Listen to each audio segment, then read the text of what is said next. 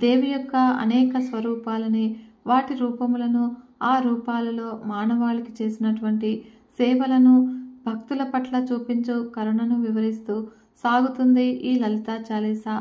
సకల శుభాల కొరకు, కష్టాల నుంచి బయటపడటానికి, సిరి సంపదలతో తులతూగేందుకు, దేవి అనుగ్రహం కొరకు భక్తులు ఎల్లవేళలా పఠించదగ్గది ఈ లలితా చాలీసా. కనుక భక్తితో పారాయణ చేసి దేవి కృపకు పాత్రలు కండి. లలితా పారాయణ మహిమ గురించి తెలుసుకుందాము. చాలా కాలం క్రిందట జరిగినటువంటి ఒక యథార్థ సంఘటన. తమిళనాడులో ఒక సంపన్న కుటుంబం ఉంది. బోలెడంతా ఆస్తి, చాలా కాలంగా సంతానం లేని వారికి వివాహం జరిగిన 10 సంవత్సరాలకు ఒక ఆడబిడ్డ కలిగింది. అలా వారి పూజాఫలం అనుకుని ఆనందంగా ఉన్నారు. ఆ అమ్మాయికి 20వ సంవత్సరం వయసు ఉంటుంది. ఉన్నట్టుండి విచిత్రంగా ప్రవర్తించడం మొదలుపెట్టింది. తను ఎందుకు అలా చేస్తుందో తనకే తెలియదు అని ఏడుస్తూ ఉంటుంది. ఉన్నట్టుండి అరవటము, జుట్టు పీక్కోవడము, సామాన్లు పగలగొట్టడము, అన్నం తినకపోవడము, ఒకవేళ తిన్నా ఎంత తింటుందో తెలియకుండా తింటుంది. అయితే డాక్టర్లకి చూపించారు. అన్ని టెస్టులు నార్మల్గానే ఉన్నాయి అన్నారు. మానసిక ప్రశాంతత కోసము మందులు ఇచ్చారు.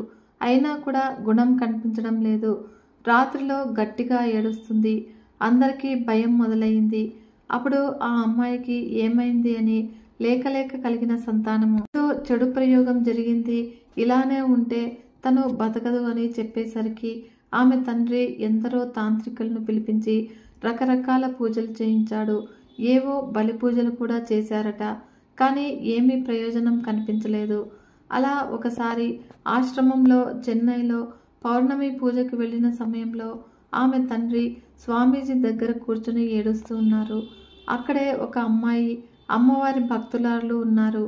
ఆమె వారి దగ్గరకు వెళ్ళి, ఇంట్లో ప్రతిరోజు కూడా లలితా సహస్రనామ పారాయణ చేయండి, ఆ తల్లి పాదాలను పట్టుకోండి, మీ బిడ్డను ఆమె తప్పకుండా ఇస్తారు. అమ్మవారు తప్ప ఎవరూ కూడా కాపాడలేరు. కనుక మీ అమ్మాయి చేత కూడా చదివించండి అని ఇంట్లో చేయవలసిన కొన్ని సూచనలు చెప్పి వెళ్ళిపోయింది. అప్పుడు పౌర్ణమి పూజ చేసి వచ్చిన ఆమె అతనికి అమ్మవారిలాగా కనిపించిందట. అన్ని ప్రయత్నాలు అయిపోయింది.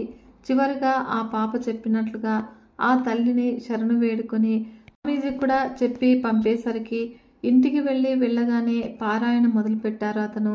అలా అతని కూతురు నాన్న గొంతు నొక్కేసినట్లు ఉన్నారు, ఊపిరాడటం లేదు అని ఏడుస్తూ ఉన్న పిల్ల ఆ బాధ తట్టుకోలేక అందరూ చనిపోవాలి అని కూడా అనుకున్నారు. పారాయణ మొదలవ్వగానే 2 రోజులకు ఆ పాప దగ్గరకు వచ్చి కూర్చోవడానికి ఒప్పుకుంది. కొద్దిగా అన్నం తింటుంది, మరియు అరవటం కూడా తగ్గించి నిద్రపోతుంది. అయితే అతనికి ఆశ్చర్యం అనిపించింది. ఇది నిజమేనా లేక మందులు పనిచేస్తున్నాయా అని నమ్మలేకపోయారు. అప్పుడు భార్యాభర్తలు ఇద్దరూ కలిసి రోజుకి 9 సార్లు ఇంట్లో పారాయణ చేయడం మొదలుపెట్టారు. అప్పుడు ఆ అమ్మాయి పరిస్థితి పూర్తిగా మెరుగుపడలేదు. కానీ తను మామూలుగా ఉన్నప్పుడు, నేను పారాయణ చేస్తాను నాన్న, వింటూ ఉంటే నాకు హాయిగా ఉంది అనేసరికి ఆమె తల్లిదండ్రులు చాలా ఏడ్చేశారు పాపము. ఆ పిల్ల రోజు కూడా అమ్మాయి ఎవరో కొడుతున్నారు, చంపేస్తారు అని భయంతో అల్లల్లాడిపోతూ ఉంటే వాళ్ళు ఏడవని రోజంటూ లేదు. తను ప్రయత్నంగా లలితా పారాయణం మొదలుపెట్టింది. కానీ ఒక 10 వాక్యాలు కూడా చదవలేకపోయింది. ఎవరో నొక్కేస్తూ ఉన్నట్లుగా బాధ. ఆమెకు తనలో కాస్త మార్పు వచ్చింది అని ఆశ్రమానికి తెలియజేశారు. తర్వాత ఆ పాప తండ్రి ప్రతిరోజు ఉదయము సూర్యుడు ఎదురుగా నిలబడి లలితా పారాయణం చేయడం మొదలుపెట్టారు. తన కూతురు కష్టం తలుచుకొని నిగ్రహించుకోలేని బాధతో ఏడుస్తూ పారాయణ చేసేవారట. అలా ఆ తల్లి జగన్మాత వారి బాధను చూసి నిలువుగా కరిగిపోయింది అని అనుకుంటూ ఆ అమ్మాయికి మందులు కూడా పనిచేస్తున్నాయి. రాత్రుల్లో అరవటము, ఏడవటము, ఎవరో చంపుతూ ఉన్నారు అని అనడం తగ్గింది. నిదానంగా పారాయణ చేయడం మొదలుపెట్టింది. ఆ అమ్మాయి కూడా ఒకసారి చదవటానికి ఒక రోజంతా కూడా పట్టేది. అలాంటి పిల్ల రోజుకి 9 సార్లు పారాయణ చేయగలిగింది. తన స్నేహితులను గుర్తుపడుతుంది. ఉదయం నుంచి సాయంత్రం వరకు ఎవరో ఒకరు ఆ ఇంట్లో నిత్య పారాయణం చేస్తూ ఉంటారు, లేదా ఆడియో అయినా కూడా పెట్టుకుంటారు. ఇలా 2 నెలలకు ఆ అమ్మాయి పూర్తిగా కోలుకుంటుంది. ప్రేతకలతో నల్లగా మారిపోయిన ఆ పిల్ల ఇదివరకులాగా బంగారు బొమ్మలాగా అయిపోయింది. ఒక్కరోజు కూడా ఆ పాప తండ్రి అమ్మవారి పూజ మానరు. పౌర్ణమి, అష్టమి, నవమి రోజుల్లో విశేషంగా పూజలు, అన్నదానాన్ని చేయిస్తూ ఉంటారు మరియు చండీయాగం చేస్తారు. ప్రతిరోజు సాయంత్రము 7 గంటలకు ఇంట్లో పనివాళ్లతో సహా అందరూ కూడా లలితా పారాయణ చేసి హారతి అయ్యాక భోజనాలు చేస్తూ ఉంటారు. ఇక పౌర్ణమి వస్తే రోజంతా ఇంట్లో జనంతో పారాయణ చేస్తూ ఉంటారు. ఆ అమ్మాయికి వివాహమైంది. 2 సంతానం కూడా సంతోషంగా ఉంది. ఆ పాప తండ్రి దేవి ఉపాసకులు అయిపోయారు. ఎందరికో లలితా పారాయణ మహిమ చెప్తూ వారందరి దగ్గర చేయిస్తూ ఉన్నారు. ఇంట్లో అమ్మవారి పీఠం పెట్టుకున్నారు. ఆయన వ్యాపారాలు చూసుకుంటూ అమ్మవారి దీక్షలోనే ఉంటారు. ఆ అమ్మాయి కూడా అత్తగారింట్లో ప్రతిరోజు లలితా పారాయణ చేస్తుందిట. ఆ పదాలు పదే పలకడం వల్ల అంత పెద్ద కష్టం నుంచి ఆ కుటుంబం బయటపడింది. ఇది యథార్థంగా జరిగిన సంఘటన. ఏదో ప్రయోగం చేశారు అని పరిహారం చెప్పమని చాలామంది అడుగుతూ ఉంటారు కదా. ఇలా పారాయణ చేయండి. దుష్ట సంహారం చేయడానికి అన్ని అవతారాలు ఎత్తినటువంటి తల్లి మీ కష్టం తీర్చదా? నమ్ముకుంటే, నమ్మకము ఉంటే ఇంతకన్నా గొప్ప పరిష్కారం లేదు. ఎవరైతే లలితా పారాయణ ప్రతిరోజు కూడా చేస్తారో వారి కష్టం అంటూ కూడా లేకుండా చేస్తుంది అమ్మవారు. అందరూ కూడా ప్రతిరోజు లలితా పారాయణ చేయండి. అమ్మవారి కృపకు పాత్రలు కండి. దేవి భాగవతంలోని కథలను గురించి తెలుసుకుందాము. జగన్మాత మహిషాసురుణ్ణి సంహరించిన తర్వాత వ్యాస మహర్షిని జనమజేయుడు ఇలా అడుగుతూ ఉన్నాడు. వ్యాస మహర్షి, నీ ముఖపద్మం నుంచి జాలువారుతూ ఉన్నటువంటి దేవి మహత్య అమృతాన్ని ఎంత విన్నా కూడా ఎవరికీ తనివి తీరదు. ఇంకా ఇంకా ఆస్వాదించాలి అనిపిస్తుంది. జగన్మాత అదృశ్యమయ్యాక దేవతలు ఏమి చేశారో తెలుసుకోవాలని ఉంది. సజ్జన సంరక్షణ కోసం కంకణం కట్టుకుని ఉన్న మహాదేవిని అర్చించకపోవడం కన్నా కృతజ్ఞత ఉండదు. కనుక ఈ జన్మలో రాజ్యాలు ఏలుతూ ఉన్నటువంటి మహారాజులంతా కూడా జన్మలో జగన్మాతను అర్చించిన వారే అయ్యుంటారు. లేకపోతే వారికి ఈ భోగాలు దక్కవు. మానుష జన్మ ఎత్తి అమ్మవారిని అర్చించకపోతే రోగాలు, రొష్టులతో ఈ లోకంలో నరకయాతనలు అనుభవిస్తారు. అందుచేత ఓ ఆర్యవతేయ, అంబికా చరిత్రను నాకు ఇంకా తెలియజేయి. మహిషాసురుణ్ణి సంహరించి దేవతల స్థుతులను అందుకున్నాక మహాదేవి ఎక్కడికి వెళ్ళింది? అంతర్ధానం చెందింది అన్నావు. అంటే స్వర్గలోకానికి వెళ్ళిందా? మృత్యులోకానికి వెళ్ళిందా? వైకుంఠానికి వెళ్ళిందా? హిమాలయాలకు వెళ్ళిందా? ఏమయ్యింది? దేవతలు అటుపైని ఏమి చేశారు? ఈ విశేషాలన్నీ దయచేసి తెలియజేయండి అని అడిగాడు జనమజేయుడు. వ్యాస మహర్షి జనమజేయుడి సందేహాలు సమంజసమైనవే అని అనిపించి వ్యాసుడు సమాధానాలు ఇలా చెప్పాడు. జనమజయ్య, ఆరంభంలోనే నీకు చెప్పాను. మణిద్వీపం అని ఒక మనోహర స్థావరం ఉంది. మహాదేవికి ప్రియమైన క్రీడాస్థానము. ఎప్పుడూ కూడా అక్కడే విహరిస్తూ ఉంటుంది. బ్రహ్మరుద్ర మహావిష్ణువులు అక్కడికి వెళ్ళి స్త్రీ రూపాలు పొందిన కథ చెప్పాను కదా. పురుష రూపాలను పొంది తమ తమ నిలవులకు వచ్చి తమకు ఇచ్చినటువంటి పనులను నిర్వర్తిస్తూ ఉన్నారని కూడా చెప్పాను. అదిగో ఆ సముద్రం మధ్యంలో ఉన్న మణిద్వీపంలో వివిధ రూపాల్లో జగదంబిక విహరిస్తూ ఉంటుంది. అక్కడే తిరిగి వెళ్ళిపోతుంది. దేవతలు సూర్యవంశోద్భవుడైనటువంటి శత్రుఘ్నుణ్ణి భూగోళానికి అధిపతిని చేశారు. అతడు సర్వలక్షణ సంపన్నుడు. అతనిని మహిషుడి సింహాసనం మీద కూర్చోబెట్టి భూగోళాన్ని పరిపాలించే బాధ్యతలు అప్పగించి దేవతలందరూ కూడా తమ తమ వాహనాలు అధిరోహించి తమ తమ లోకాలకు వెళ్ళిపోయారు. శత్రుఘ్నుడు ధర్మబద్ధంగా పరిపాలన సాగించాడు. ప్రజలందరూ కూడా సుఖ సంతోషాలతో వర్ధిల్లుతూ ఉన్నారు. సకాలంలో వర్షాలు కురుస్తున్నాయి. భూదేవి పంటలు సమృద్ధిగా అందిస్తుంది. చెట్లు, చేమలు ఫలపుష్పాలతో కళకళలాడుతూ ఉన్నాయి. గోవులు క్షీరరాశుల్ని అందిస్తూ ఉన్నాయి. నదులు వరదలతో దారి తప్పి గ్రామాలను ముచ్చివేయకుండా స్వచ్ఛ శీతోదకాలతో జలవిహంగాల కలకలరావాలతో ప్రకాశంగా ప్రవహిస్తూ ఉన్నాయి. బ్రాహ్మణులు వేదతత్వజ్ఞులై లోక కళ్యాణం కోసము యజ్ఞ యాగాదులు కూడా నిర్విఘ్నంగా నిర్వహిస్తూ ఉన్నారు. క్షత్రియులు శాస్త్ర విద్య ప్రావీణులై దాన దయాత్పరులై ప్రజారక్షణ బాధ్యతలు సక్రమంగా నిర్వహిస్తున్నారు. సామంతరాజులందరూ కూడా న్యాయం తప్పకుండా నిగ్రహంతో పరిపాలన సాగిస్తూ ఉన్నారు. ఆగ్రహించకుండా పంచభూతాలు కూడా భావంతో సహకరిస్తూ ఉన్నాయి. కోశాలు ధన సమృద్ధితో, గోష్ఠాలు ఆలమందతో కుశలంగా ఉన్నాయి. ఇలా ప్రజలందరూ కూడా దేవి భక్తి తత్పరులై పరస్పర గౌరవాదులతో ధర్మతత్పరులై వర్తిల్లుతూ ఉన్నారు.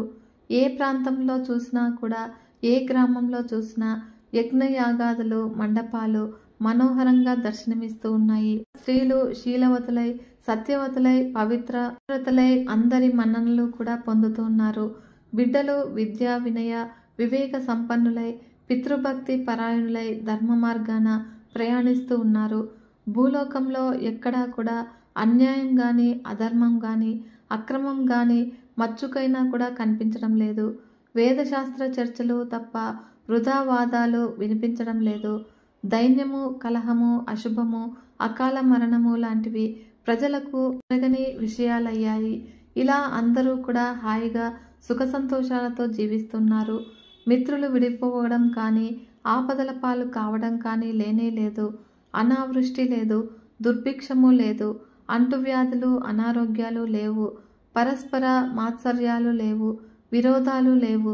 స్త్రీ పురుషులు సమాన గౌరవంతో, నీతి తప్పని ప్రవర్తనతో స్వర్గంలో దేవతల్లాగా సుఖంగా ఆరోగ్యంగా జీవిస్తూ ఉన్నారు. చోరులు, వంచకులు, పాషండులు, కారులు అంటే లోపులు, వేదద్వేషులు, పాపాచారులు అనేవారు లేనే లేరు. అందరూ కూడా ధర్మరతులు, అందరూ సత్యసంధులు, అందరూ కూడా వర్తనులు. గుణాలను బట్టి సత్వ రజో తమో గుణాలను బట్టి బ్రాహ్మణులలో 3 శ్రేణులు ఏర్పడ్డాయి. అందరూ కూడా వేదవేత్తలే కానీ అప్రతిగ్రహము నియమంగా నుంచి ఏది దానంగా స్వీకరించకపోవడము, శాంతచిత్తులై దయామయులై జీవిస్తూ పశుహింస లేని యజ్ఞాలను నిర్వహిస్తూ అధ్యయనము అనేవి 3 తమకు పనులుగా కాలాన్ని సద్వినియోగం చేసుకునేవారు. సాత్వికులు, ఇక రాజసులు ఉన్నారు. వీరు క్షత్రియులకు పురోహితులై విధానంగా మాంసభక్షకులై జీవిక సాగిస్తూ ఉంటారు. వేదాధ్యయనము, అధ్యాపనము, దానము, ప్రతిగ్రహము ఇవి వీరి షట్కర్మలు. తామసులది 3వ కోవ. రాగద్వేషాలు, క్రోధలోభాలు వీరి గుణాలు. ఏదో కొద్దిగా వేదం చెప్పుకొని రాజాస్థానంలో ఉద్యోగులై జీవనం సాగిస్తూ ఉంటారు. కృషి, వాణిజ్యము, పశుపాలన ఇత్యాదులను అద్భుతంగా నిర్వహిస్తూ వైశ్యులు రాజకోశాలను నింపుతూ ఉన్నారు. ధనము సమృద్ధిగా చేకూరుతుంది కదా అని ప్రజల్లో ఏ ఒక్కరూ కూడా మిడిసిపడటం లేదు. జనమజయ శత్రుఘ్నుడి పరిపాలన ఇలా సాగుతూ ఉంది. మహిషాసురుడి పాలనలో పడిన కష్టాలను అన్నింటినీ కూడా ప్రజలు మర్చిపోయారు. అమ్మవారిని ఆరాధించడంలో అందరూ కూడా అపారంగా మనశ్శాంతిని పొందుతూ ఉన్నారు. సర్వపాప వినాశకము, శాంతి సౌఖ్యప్రదము అయినటువంటి దేవీ మహత్యాన్ని మరింతగా ఆస్వాదించాలని కోరుకుంటున్నావు కదా, ఆలకించు చెబుతాను. నిశుంభులు అని 2 రాక్షస సోదరులు ఉండేవారు. బలాఢ్యులు, పురుషులకు అవధ్యులు, పీడకులు, దురాచారులు, మదోన్మత్తులు, లోకకంటకులు, అపార దానవసేన సమేతులు. వీరిద్దరినీ కూడా మహాఘోర సంగ్రామంలో జగన్మాత సంహరించింది. చండాముండులు, రక్తబీజ, ధూమ్రాక్షులు అనే మహాక్రూర రాక్షసులను కూడా అదే యుద్ధంలో మట్టుపెట్టింది. లోకాలను రక్షించింది. సకల దేవతలతోనూ సకల మానవులతోనూ సంస్తుతులు అందుకుంది. వ్యాస మహర్షి ఇలా చెప్తూ ఉంటే జనమజయుడు ఇలా అంటూ ఉన్నాడు. వ్యాస మహర్షి, నువ్వు ఇలా సంగ్రహంగా చెప్పేస్తే నాకు తృప్తి కలదు. ఎవరు ఈ శుంభ నిశుంభులు మహాబలవంతులు ఎలా అయ్యారు? మహిషాసురుడికి లాగానే వీరికి స్త్రీవధత్వము ఎలా ప్రాప్తించింది? ఏమి తపస్సు చేశారు? ఎవరైనా వరాలు ఇచ్చారా? కట్టుకడపటికి ఎలా మరణించారు? ఇవన్నీ కూడా సవిస్తరంగా చెప్పింది. నా కుతూహలానికి సంతృప్తిని కలిగించు అని అడగ్గా వ్యాస మహర్షి, జనమజయ, నువ్వు ఇలా అడుగుతావని తెలుసు, అందుకే సవిస్తరంగా చెప్పడానికి సిద్ధంగా ఉన్నాను. ఇది ఒక దివ్య కథ. సర్వపాప ప్రణాశిని దేవి చరిత్రము, సర్వార్థ ఫలప్రదము, శుభప్రదము చెబుతున్నాను. ఆలకించు అని. పూర్వకాలంలో శుంభ నిశుంభులు అని ఈ భూగోళం మీద ఇద్దరు రాక్షసులు ఉండేవారు. పాతాళం నుంచి భూగోళానికి వచ్చారు. ఇద్దరూ కూడా శుభదర్శనులే, యవ్వనంలో ఉన్నారు. కానీ సాంసారిక సుఖాల వైపు వెళ్ళక ఇంద్రియాలను నిగ్రహించుకొని గొప్ప తపస్సు చేశారు. ఎన్నో దకాలను త్యజించి పరమ పావనమైన పుష్కర క్షేత్రంలో యోగ విద్యా ప్రభావంతో 1000 సంవత్సరాలు తీవ్ర తపస్సు చేశారు. స్థిరంగా ఒకే యోగాసనంతో చేసిన ఆ తపస్సుకి బ్రహ్మదేవుడు సంతృప్తి చెందాడు. హంసవాహనంపై బయలుదేరి వారి దగ్గరికి వచ్చారు. వాళ్ళు కళ్ళు మూసుకుని తపస్సు చేసుకుంటూనే ఉన్నారు. అప్పుడు బ్రహ్మదేవుడే పలకరించారు. శుంభ నిశుంభులారా, ఇక లేవండి. మీ తపస్సులకి సంతృప్తి చెందాను. ఏ వరం కావాలో కోరుకోండి, ఇస్తాను అని అన్నాడు బ్రహ్మదేవుడు. యోగ సమాధి నుంచి దిగి శుంభ నిశుంభులు లేచి నిలబడ్డారు. బ్రహ్మకు ప్రదక్షిణం చేశారు. సాష్టాంగ పడ్డారు. నిరాహారం వల్ల నీరసించిన కంఠస్వరంతో బ్రహ్మదేవుణ్ణి స్తుతించారు. చతుర్వదన, తపస్సులకి నువ్వు సంతృప్తి చెందితే మాకు అమరత్వాన్ని వరంగా ప్రసాదించు. ఈ లోకంలో ఏ జీవికైనా మరణాన్ని మించిన భయం ఏముంది? ఆ భయాన్ని తొలగించుకోవడం కోసము ఈ వరాన్ని అడుగుతూ ఉన్నాము కనుక వెంటనే మా కోరిక తీర్చి మరణ భయాన్ని తొలగించు అని అన్నారు. ఈ అభ్యర్థనకు చతుర్ముఖుడు ఆశ్చర్యపోయాడు. శుంభ నిశుంభులారా, ఇదెక్కడి వైపరీత్యము? మీరు అడగదగినదేనా ఇది? నాకు మాత్రము ఇవ్వదగినది కాదు. పుట్టినవాడు గిట్టక తప్పదు, గిట్టినవాడు పుట్టక తప్పదు. ఇది విశ్వకర్త చేసినటువంటి నియమము. సృష్టి ఆది నుంచి కూడా అమలులో ఉన్న నియమము కనుక దీన్ని తప్పించడము నా వల్ల కాదు. పుట్టిన ప్రతి ప్రాణి కూడా ఎప్పటికో అప్పటికి గిట్టకవలసిందే. అందుచేత మరొకటి ఏదైనా కోరుకోండి అని అన్నాడు. శుంభ నిశుంభులు ఆలోచనలో పడ్డారు. పరస్పరము చర్చించుకున్నారు. ఇక ఒక నిర్ణయానికి వచ్చి బ్రహ్మదేవుడి పాదాలపై పడ్డారు. సృష్టికర్త, సరే, నువ్వన్నట్లయితే మరొకటి అడుగుతూ ఉన్నాము, ప్రసాదించు. అమరుల చేతిలో గాని, మానవుల చేతిలో గాని, జంతువుల చేతిలో గాని, పక్షుల చేతిలో గాని, ఏ పురుషజాతి చేతిలోనూ కూడా మేము మరణించకుండా వరం ప్రసాదించు. ఆడజాతికి మేము భయపడము. అబలలు మా ముందు నిలవలేరు. అందుచేత పురుషజాతి వల్ల మాకు ప్రాణాపాయం లేకుండా అనుగ్రహించు చాలు అని అన్నారు. బ్రహ్మదేవుడు సరే అన్నాడు. హంసపై ఎక్కి మాయమైపోయాడు. అప్పుడు శుంభ నిశుంభులు తమ పాతాళానికి తిరిగి వెళ్లారు. పురోహితుడు భృగు మహర్షికి విషయం విన్నవించారు. అతడు ఒక శుభముహూర్తాన బంగారు సింహాసనం చేయించి వీరిలో జ్యేష్ఠుడు కనుక శుంభుడికి పట్టాభిషేకం జరిపించాడు. సర్వ దానవ సామ్రాజ్యానికి శుంభుడు ప్రభు అయ్యాడు. అలా ఆనందించి సేవించడానికి ఎందరెందరో దానవ మహావీరులు వచ్చారు. సమైక్యాన్ని ప్రకటించారు. వీరాది వీరులు, అపూర్వ సహోదరులు అయిన చండాముండులు, ధూమ్రలోచనుడు, రక్తబీజుడు మహాసైన్య సమేతులై తరలివచ్చి దానవ చక్రవర్తి శుంభుడికి తమ మద్దతును ప్రకటించారు. అతడి పక్షాన నిలబడి శత్రువులతో యుద్ధాలు చేయడానికి ప్రతిజ్ఞలు వహించారు. జనమజయ, వీరిలో రక్తబీజుడిది ఒక విచిత్రమైన జన్మ. రణరంగంలో ఆయుధం తగిలి అతడి శరీరం నుంచి నేలకు రాలిపడిన ప్రతి నెత్తుటి బొట్టు నుంచి వందలు వేలుగా రక్తబీజులు ఆవిర్భవిస్తారు. అదే రూపము, అదే బలము, అదే ఆయుధంతో ఆవిర్భవిస్తారు. అదే పరాక్రమంతో అంతమంది కూడా శత్రువులతో యుద్ధం చేస్తారు. అందుచేత సంగ్రామంలో ఈ రక్తబీజుడు అత్యంత దుర్జయుడు. ఇలాంటి దానవ వీరులు కోటాను కోట్లుగా వచ్చి శుంభుడికి సేవకులయ్యారు. శుంభ నిశుంభులకు భూగోళమంతా కూడా స్వాధీనమైంది. ఇక స్వర్గమే స్వాధీనం కావాలి. ఇలా శుంభుడు సేనా సమేతుడై వెళ్ళి ఇంద్రుడి మీద యుద్ధాన్ని ప్రకటించారు.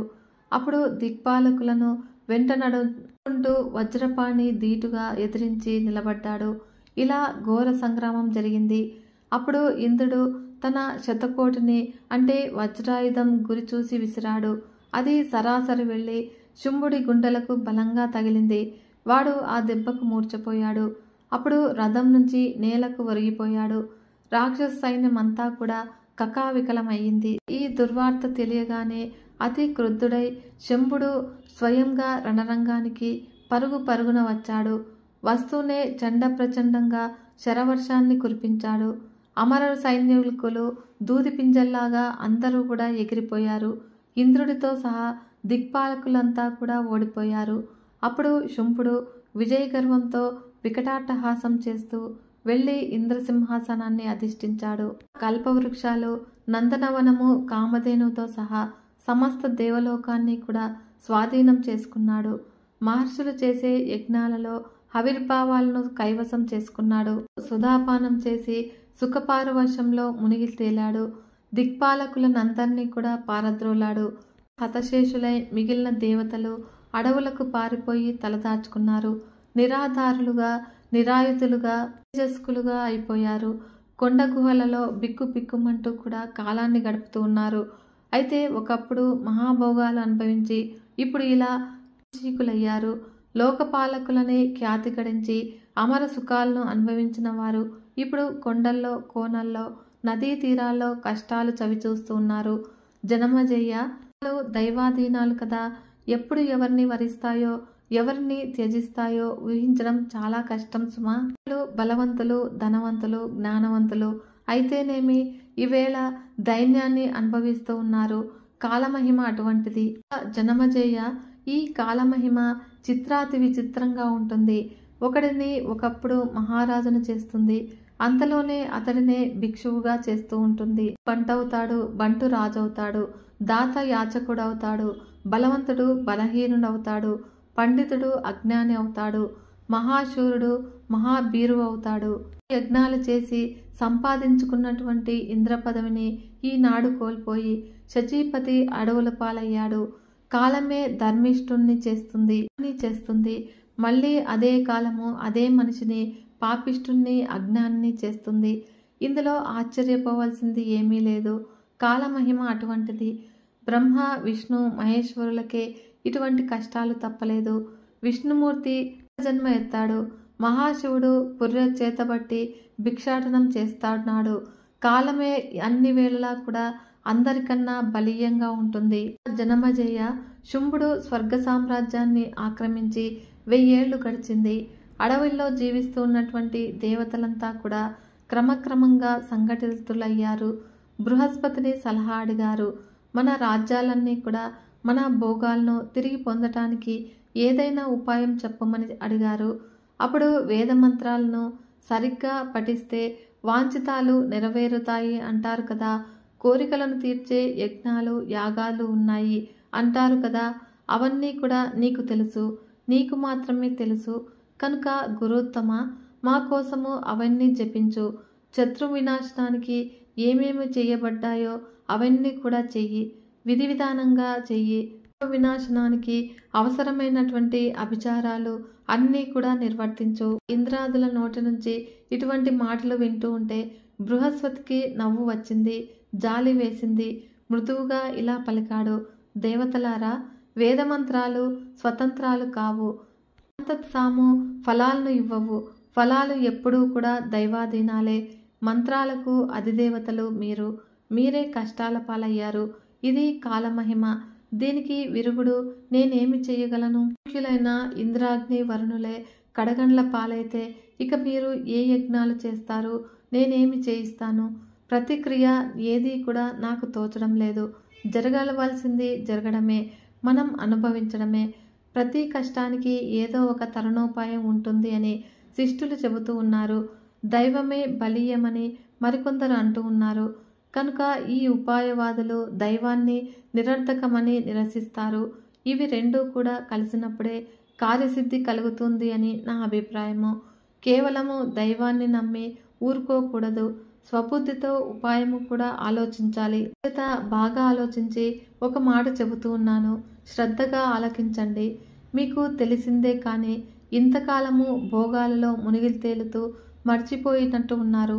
పూర్వకాలంలో ఒకప్పుడు ఆదిపరాశక్తి మహిషాసురుని సంహరించింది, గుర్తుందా? అప్పుడు మీరంతా కూడా ఆ మహాలక్ష్మిని బహువిధాలుగా స్తుతించారు. అప్పుడు ఆవిడ సంతోషించి మీకు ఒక వరాన్ని ఇచ్చింది.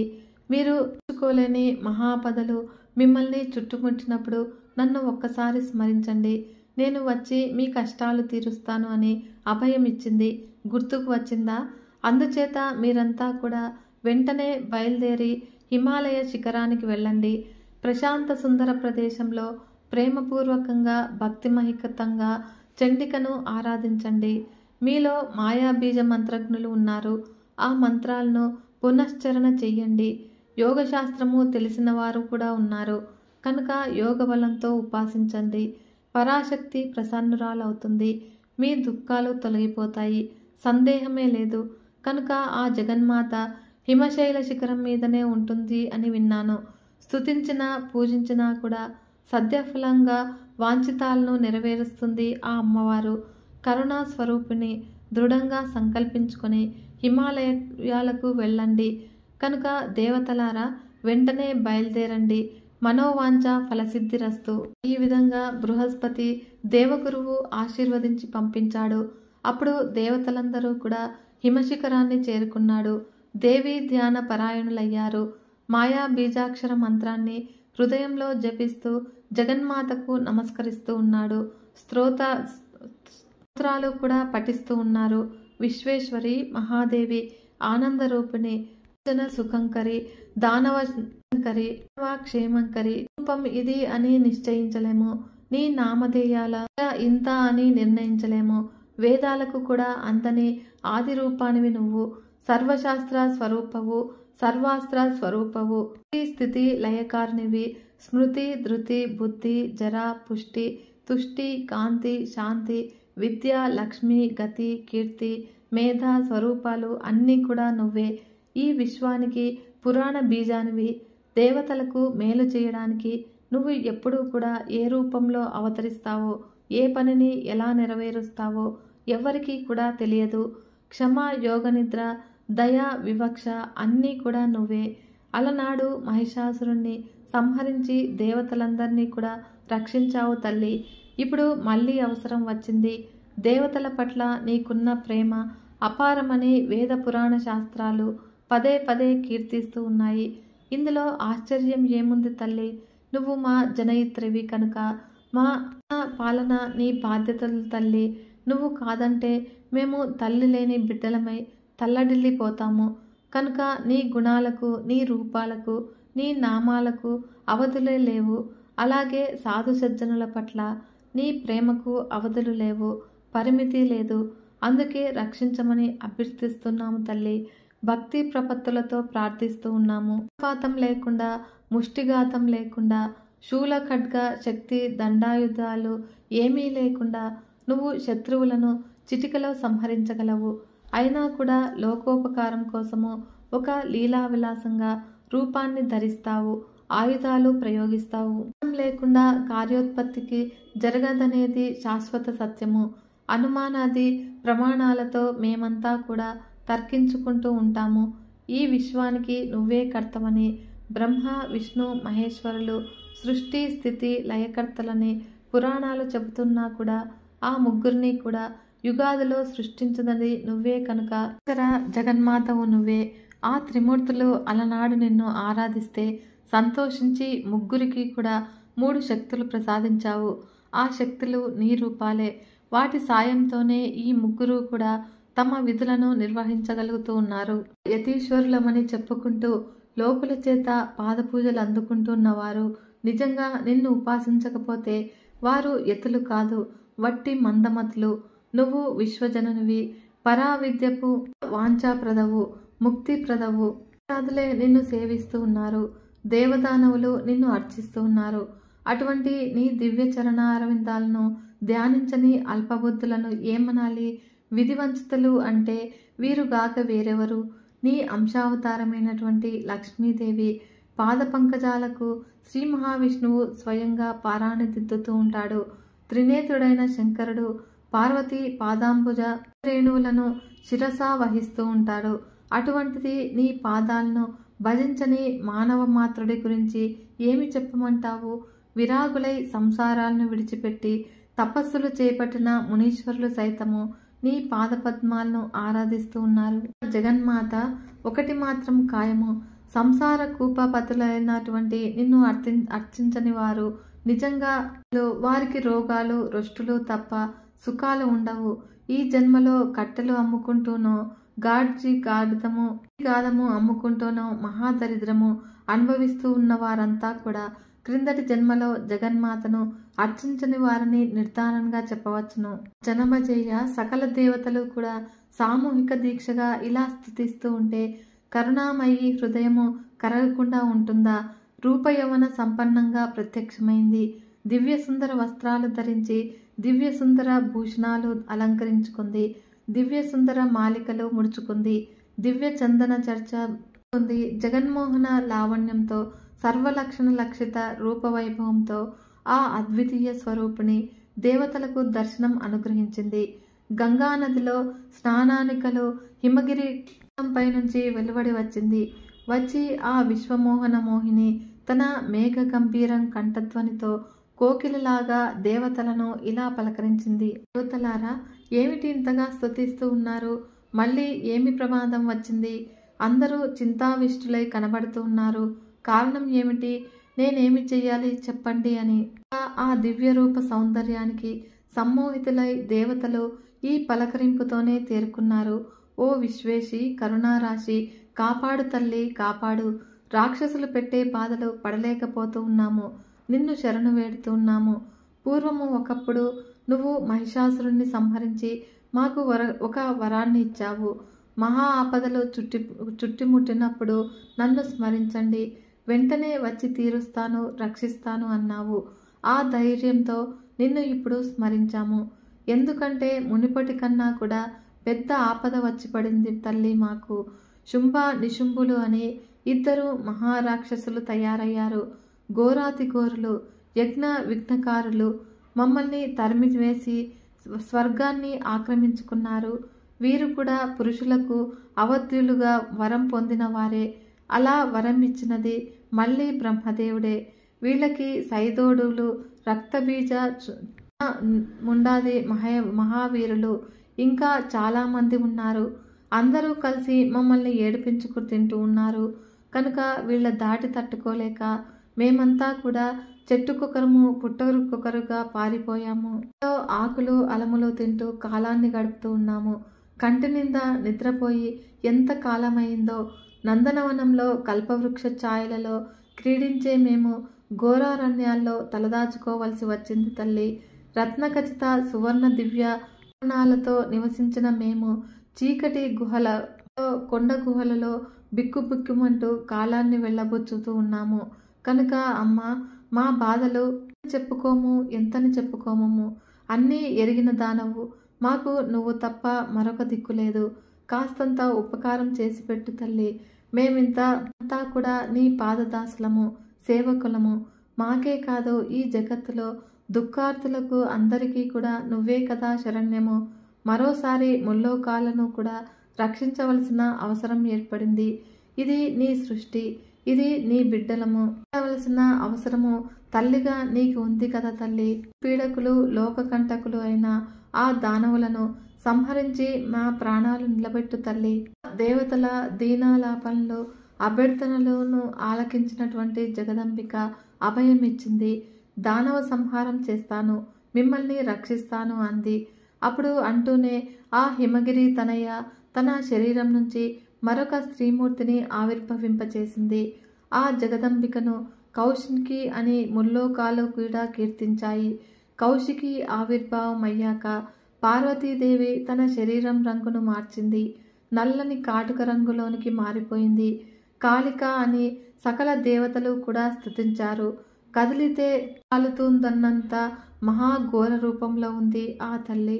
రాక్షసులను కూడా హడలెత్తించే కారు నలుపు, కాళరాత్రి లాంటి రూపము. కౌశికి రూపములో అంబిక మాత్రము సౌందర్య పరాసీమగానే ఉంది. సర్వభూషణ సంయుక్త లావణ్య రాశి అంబికాదేవి చిరునవ్వులు చిందిస్తూ నిలబడి ఉంది.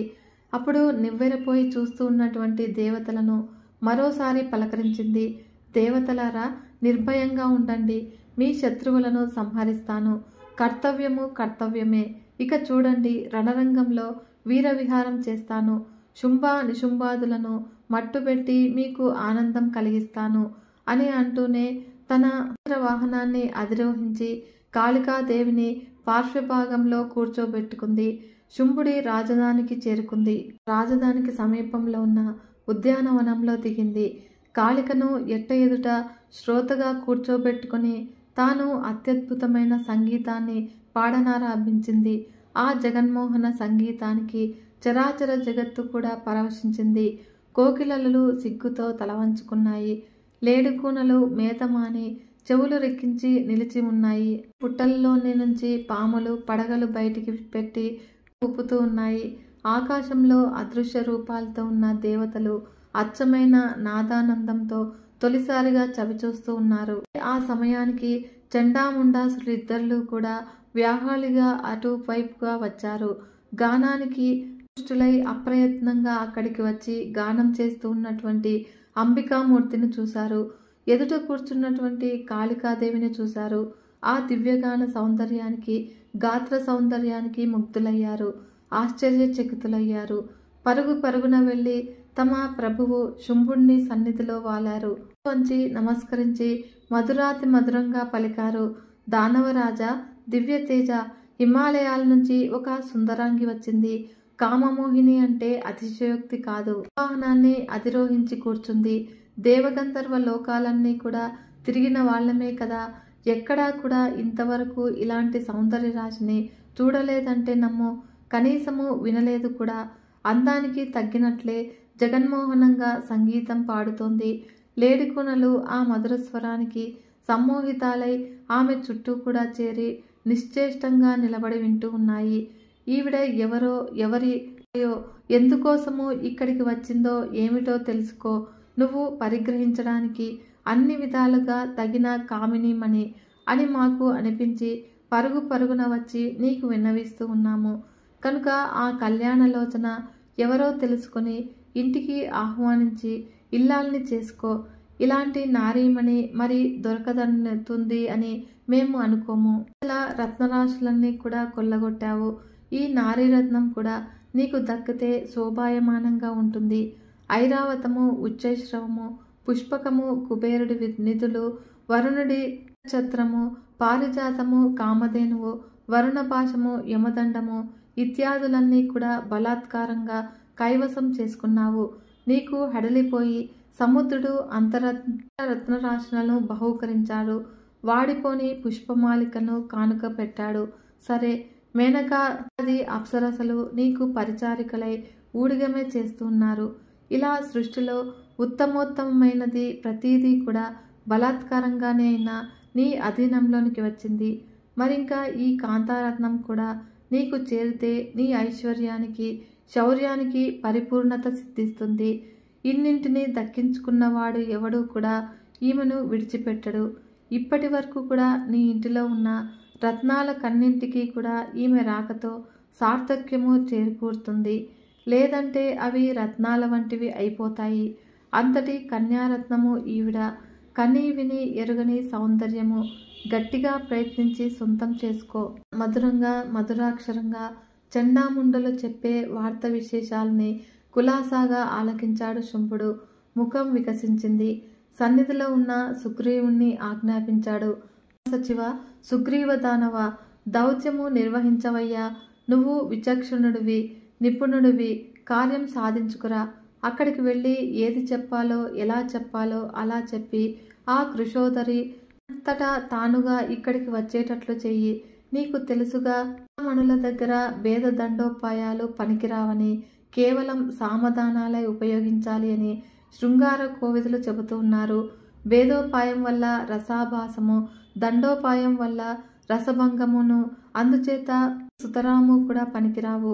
నీ వంటి నేర్పరులు పూనుకొని సామధానాలను మధుర వాక్యాలతో మిళయిస్తేనే కానీ కామినీమణి ఉంటుందా? జయోస్తు, వెళ్ళిరా అని చెప్పి పంపించాడు. దానవ సుగ్రీవుడు ఆ ఉద్యానవనం చేరుకున్నాడు. సింహవాహనం మీద మూర్తిభవించిన సౌందర్య రాశిని చూశాడు. సరాసరి వెళ్ళి సాష్టాంగపడ్డాడు. కుమారంగా మధురాతి మధురంగా సంభాషించాడు. సుందరవదనారవింద, శుంభుడు అనే దానవ చక్రవర్తిని గురించి ఎప్పుడైనా విన్నావా? సర్వాంగ సుందరుడు, ముల్లోకాలకు అధిపతి, ఇంద్రాది దిక్పాలకులందరినీ కూడా జయించిన శూరుడు, వీరుడును. ఆ మహారాజు పంపితేనే నేను ఇలా దగ్గరికి వచ్చాను. నీ రూప సౌందర్యం గురించి ఆ మహాత్ముడు ఇప్పుడే విన్నాడు. విన్నప్పటి నుంచి మనస్సంతా కూడా నీకే అర్పించి ఆనందపడిపోతూ ఉన్నాడు. ప్రేమపూర్వకంగా మా దానవ చక్రవర్తి చెప్పమన్న ఒకే ఒక్క మాట చెబుతూ ఉన్నాను, ఆలకించు. నీకు సాష్టాంగపడి మరీ చెబుతున్నాడు సుమా, గ్రహించుకో. నేను త్రిలోకాధిపతిని. యజ్ఞ భాగాలను నేనే స్వీకరిస్తూ ఉన్నాను. స్వర్గలోక సారాన్నంతటినీ కూడా ఇక్కడ ఈ పాతాళంలో కూర్చునే హరించాను. రత్నవిహీనను చేశాను. దేవతల దగ్గరున్నటువంటి విలువైన వస్తువులనన్నింటినీ కూడా బలాత్కారంగా అపహరించి తెచ్చాను. ముల్లోకాల్లోనూ సర్వరత్నాలకు నేనే అధిపతిని. దేవదానవ మానవ జాతులన్నీ కూడా నా చెప్పు చేతుల్లోనే ఉన్నాయి. ఇంతటి మహావీరుణ్ణి అయినా నీ సౌందర్యాది గుణాలను విని ఆకర్షితుడనై నీకు దాసుణ్ణి అయ్యాను. ఏమి చెయ్యమంటావు చెప్పు. నా మనస్సు నీ అధీనమైపోయింది. బహురు ఆజ్ఞాపించు. నీ సేవకుణ్ణి నేను. నువ్వు ఏది చేయమంటే అది చేస్తాను. అందాల రాసి మన్మధుని బాణాల నుంచి నన్ను కాపాడు. చూపుల చిన్నదాన, ఈ మన్మదార్థుడిని మీద కాసింత దయ చూపించు. నన్ను వరించు. నీ ఇచ్చినట్లు క్రీడించు. సదా సౌభాగ్యవతివై వర్ధిల్లు. మా ప్రభువు సందేశము విన్నావుగా. జాగ్రత్తగా ఆలోచించి ప్రేమగా మధురంగా ఏమి చెబుతావో చెప్పు. అది యథాతథంగా తీసుకువెళ్ళి విన్నవిస్తాను అని ప్రసంగం ముగించాడు సుగ్రీవుడు. అంబిక ముఖం మీద ఒక లేత చిరునవ్వు విరిసిరింది. సౌమ్యంగా బదులు పలికింది. దానవదూత, శంభుడనే కాదు నిశుంభుడిని కూడా నేను ఎదురుగుదును. ఆ బలశాలులు కదా. నీ ప్రభువు సకల దేవతలను కూడా జయించాడు. సకల శత్రువులను హరించాడు. సర్వ సద్గుణాలకు రాశి, సర్వ సంపదలకు భోక్త, మహాదాత, శూరాధినేత. ఇక రూపంలో అచ్చం మన్మధుడేనట. 23 లక్షణాలు ఉన్నాయట. పైగా దేవమానవ పురుష జాతులకు అవధ్యుడు కౌడానట. అవునా? ఇవన్నీ తెలిసే అంతటి మహావీరుణ్ణి ఒక్కసారి కళ్ళారా చూద్దామనిపించి ఇలా వచ్చాను. నా అంతటా నేనై వచ్చాను. రావద్దు. రత్నం తన శోభను పెంచుకోవడానికి బంగారాన్ని వెతుక్కుంటూ వస్తుంది కదా. సుగ్రీవ, నేను వరాన్వేషణలో బయలుదేరాను. చాలా దూరం నుంచి వచ్చాను. స్వర్గంలో దేవతలందరినీ చూశాను. భూలోకంలో మానవ మహావీరులను చూశాను. గంధర్వ, యక్ష, రాక్షస జాతులనందరినీ కూడా అవలోకించాను. అందగాళ్ళు చాలామంది కనిపించారు. కానీ అదేమిటో అందరూ కూడా భయపడిపోతూ ఉన్నారు. గజగజ వణికిపోతూ ఉన్నారు. ఏమిటా అని ఆరా తీస్తే మీ ప్రభువు శంభుడికి భయపడుతూ ఉన్నారని తెలిసింది. అదిగో అక్కడ మొదటిసారిగా శంభుడి గుణగణాలను గురించి విన్నాను. దర్శించాలి అని అనిపించింది. అందుకు హుటాహుటిన వచ్చాను. దూత, మహానుభావ, వెళ్ళు. మీ ప్రభువుకు చెప్పు. ఎవరూ లేనప్పుడు ఏకాంతంగా మృదుమధురంగా నా సందేశం వినిపించు. ఇదిగో జాగ్రత్తగా విను. యథాతథంగా చెప్పాలి సుమా. గుణ సమారంభ శుంభ. బలవంతుల్లోకెల్లా బలవంతుడవని, సుందరుల్లోకెల్లా సుందరుడవని విన్నాను. దాతవని, సకల దేవత విజేతవని తెలుసుకున్నాను. సర్వ విద్య పారంగతుడవని, సకల సద్గుణ విశారదుడవని గ్రహించాను. ఉన్నత వంశంలో జన్మించావని, దక్షతతో రాజ్యం నిర్మించావని ఆలకించాను. రత్నరాశులను స్వాధీనపరుచుకొని భోగభాగ్యాలను అపారంగా అనుభవిస్తూ ఉన్నావని పరికించాను. అందుకే కోరి కోరి నీ నగరానికి వచ్చాను. నేను వరుణ్ణి వెతుక్కుంటూ ఉన్నాను. ఇంతకాలానికి యోగ్యుడవు దొరికావు. నేనే నీకు తగిన దానను. ఇది నిజము. కాకపోతే నాకు చిన్న నియమం ఉంది. ఇక్కడి దాకా వచ్చి చెప్పకపోవడమేమి, చెప్పేస్తూ ఉన్నాను. ఇప్పుడు బాల్య చాపల్యం కొద్దీ నేను ఒక ప్రతిజ్ఞ చేశాను. చెలికత్తలందరూ కూడా నన్ను, నా బలాన్ని ప్రశంసిస్తూ ఉంటే ఉబలాటంగా ఉండబట్టలేక రహస్యంగా ప్రతిజ్ఞ చేశాను. అదేమిటి అంటే, అది నాతో బలాక్రమాలతో వచ్చేవాడై రణరంగంలో నన్ను జయించిన వాడినే నేను పెళ్లాడుతాను అని. ఆడపిల్లను కదా, అదొక చాపల్యము. ఈ ప్రతిజ్ఞకు నా చెలికత్తెలంతా కూడా పరిహసించారు, ఆట పట్టించారు. దానితో నాకు పట్టుదల పెరిగి ప్రతిజ్ఞకు మరింతగా కట్టుబడిపోయాను. వరాన్వేషణలో ఆ దేశము ఈ దేశము తిరుగుతూ ఇక్కడికి వచ్చాను.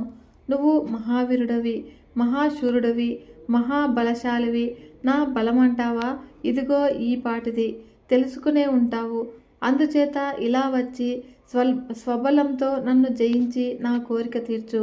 నువ్వు ఒక్కడివే వచ్చినా సరే, తమ్ముడు నిశుంభుడితో కలిసి వచ్చినా సరే, సమరంలో జయించి సుందర నన్ను వివాహం చేసుకో. ఈ విధంగా అంబిక సందేశాన్ని ఆలకించిన సుగ్రీవుడు ఆశ్చర్యపోయాడు. ఎంత తెలివి తక్కువ దానివే అన్నట్టు ఒక నవ్వు నవ్వాడు. అమ్మాయి, ఏమిటి మాట్లాడుతున్నావో తెలిసి మాట్లాడుతున్నావా? ఏమిటి ఈ సాహసం? ఆడదాన్ని అనిపించుకున్నావు. ఇంద్రాది దేవతలను ఓడించిన చండ శాసనుడితో నీకు తలపడదావా? అతన్ని జయించగలిగిన వాడు ఈ ముల్లోకాల్లోనే లేడు. ఒక నువ్వా సుందరి? బలాలు తెలుసుకోకుండా ఇలా ఎవరు పడితే వారితో కయ్యానికి కాలు దువ్వకూడదు. సమరాలు గిమరాలు నీకెందుకు గాని? మా ప్రభువు ఏదో నీ మీద మనసు పడ్డాడు. అంగీకరించి వివాహం చేసుకో, సుఖపడు. మూర్ఖంగా పంతాలకి పోవద్దు. నా మాట విను. నిశుంభుడిని వరించు లేదా నిశుంభుడిని వరించు. శృంగారము సర్వప్రాణి కోటికి ఆనందదాయకమే. అందున నీలాంటి అందగత్తెలకు యువతులకు ఇంకాను. ఇప్పుడు నువ్వు నా వెంట రాకపోతే మా ప్రభువుకి కోపం వస్తుంది. సేవకులను పంపించి నిన్ను బలాత్కారంగా తీసుకుపోతాడు. జుట్టు పట్టుకుని లాక్కుపోతాడు. అసలే రాక్షసులు శుంభుడి సన్నిధిలో పడేస్తారు. అదెంత అవమానమో ఆలోచించు. సిగ్గుని కాపాడుకో. తన్వంగి సాహసాలు చెయ్యకు. గౌరవంగా అడిగాడు. గౌరవంగా పద. గౌరవం తక్కించుకో. యుద్ధం ఎక్కడా? రథ సౌఖ్యం ఎక్కడా? సారాసార వివేకం ఉండవద్దు. నువ్వు ఎంతో అదృష్టం చేసుకున్నావు కనుక ఇలాంటి సువర్ణావకాశం లభించింది. శుభప్రదంగా ఉంటుంది. నా మాట విని శుంభుడినో నిశుంభుడినో వివాహం చేసుకో అనే అంబిక ఇలా అంటుంది. దూత, నువ్వు చెబుతున్నది అంతా వాస్తవమే. అంగీకరిస్తూ ఉన్నాను.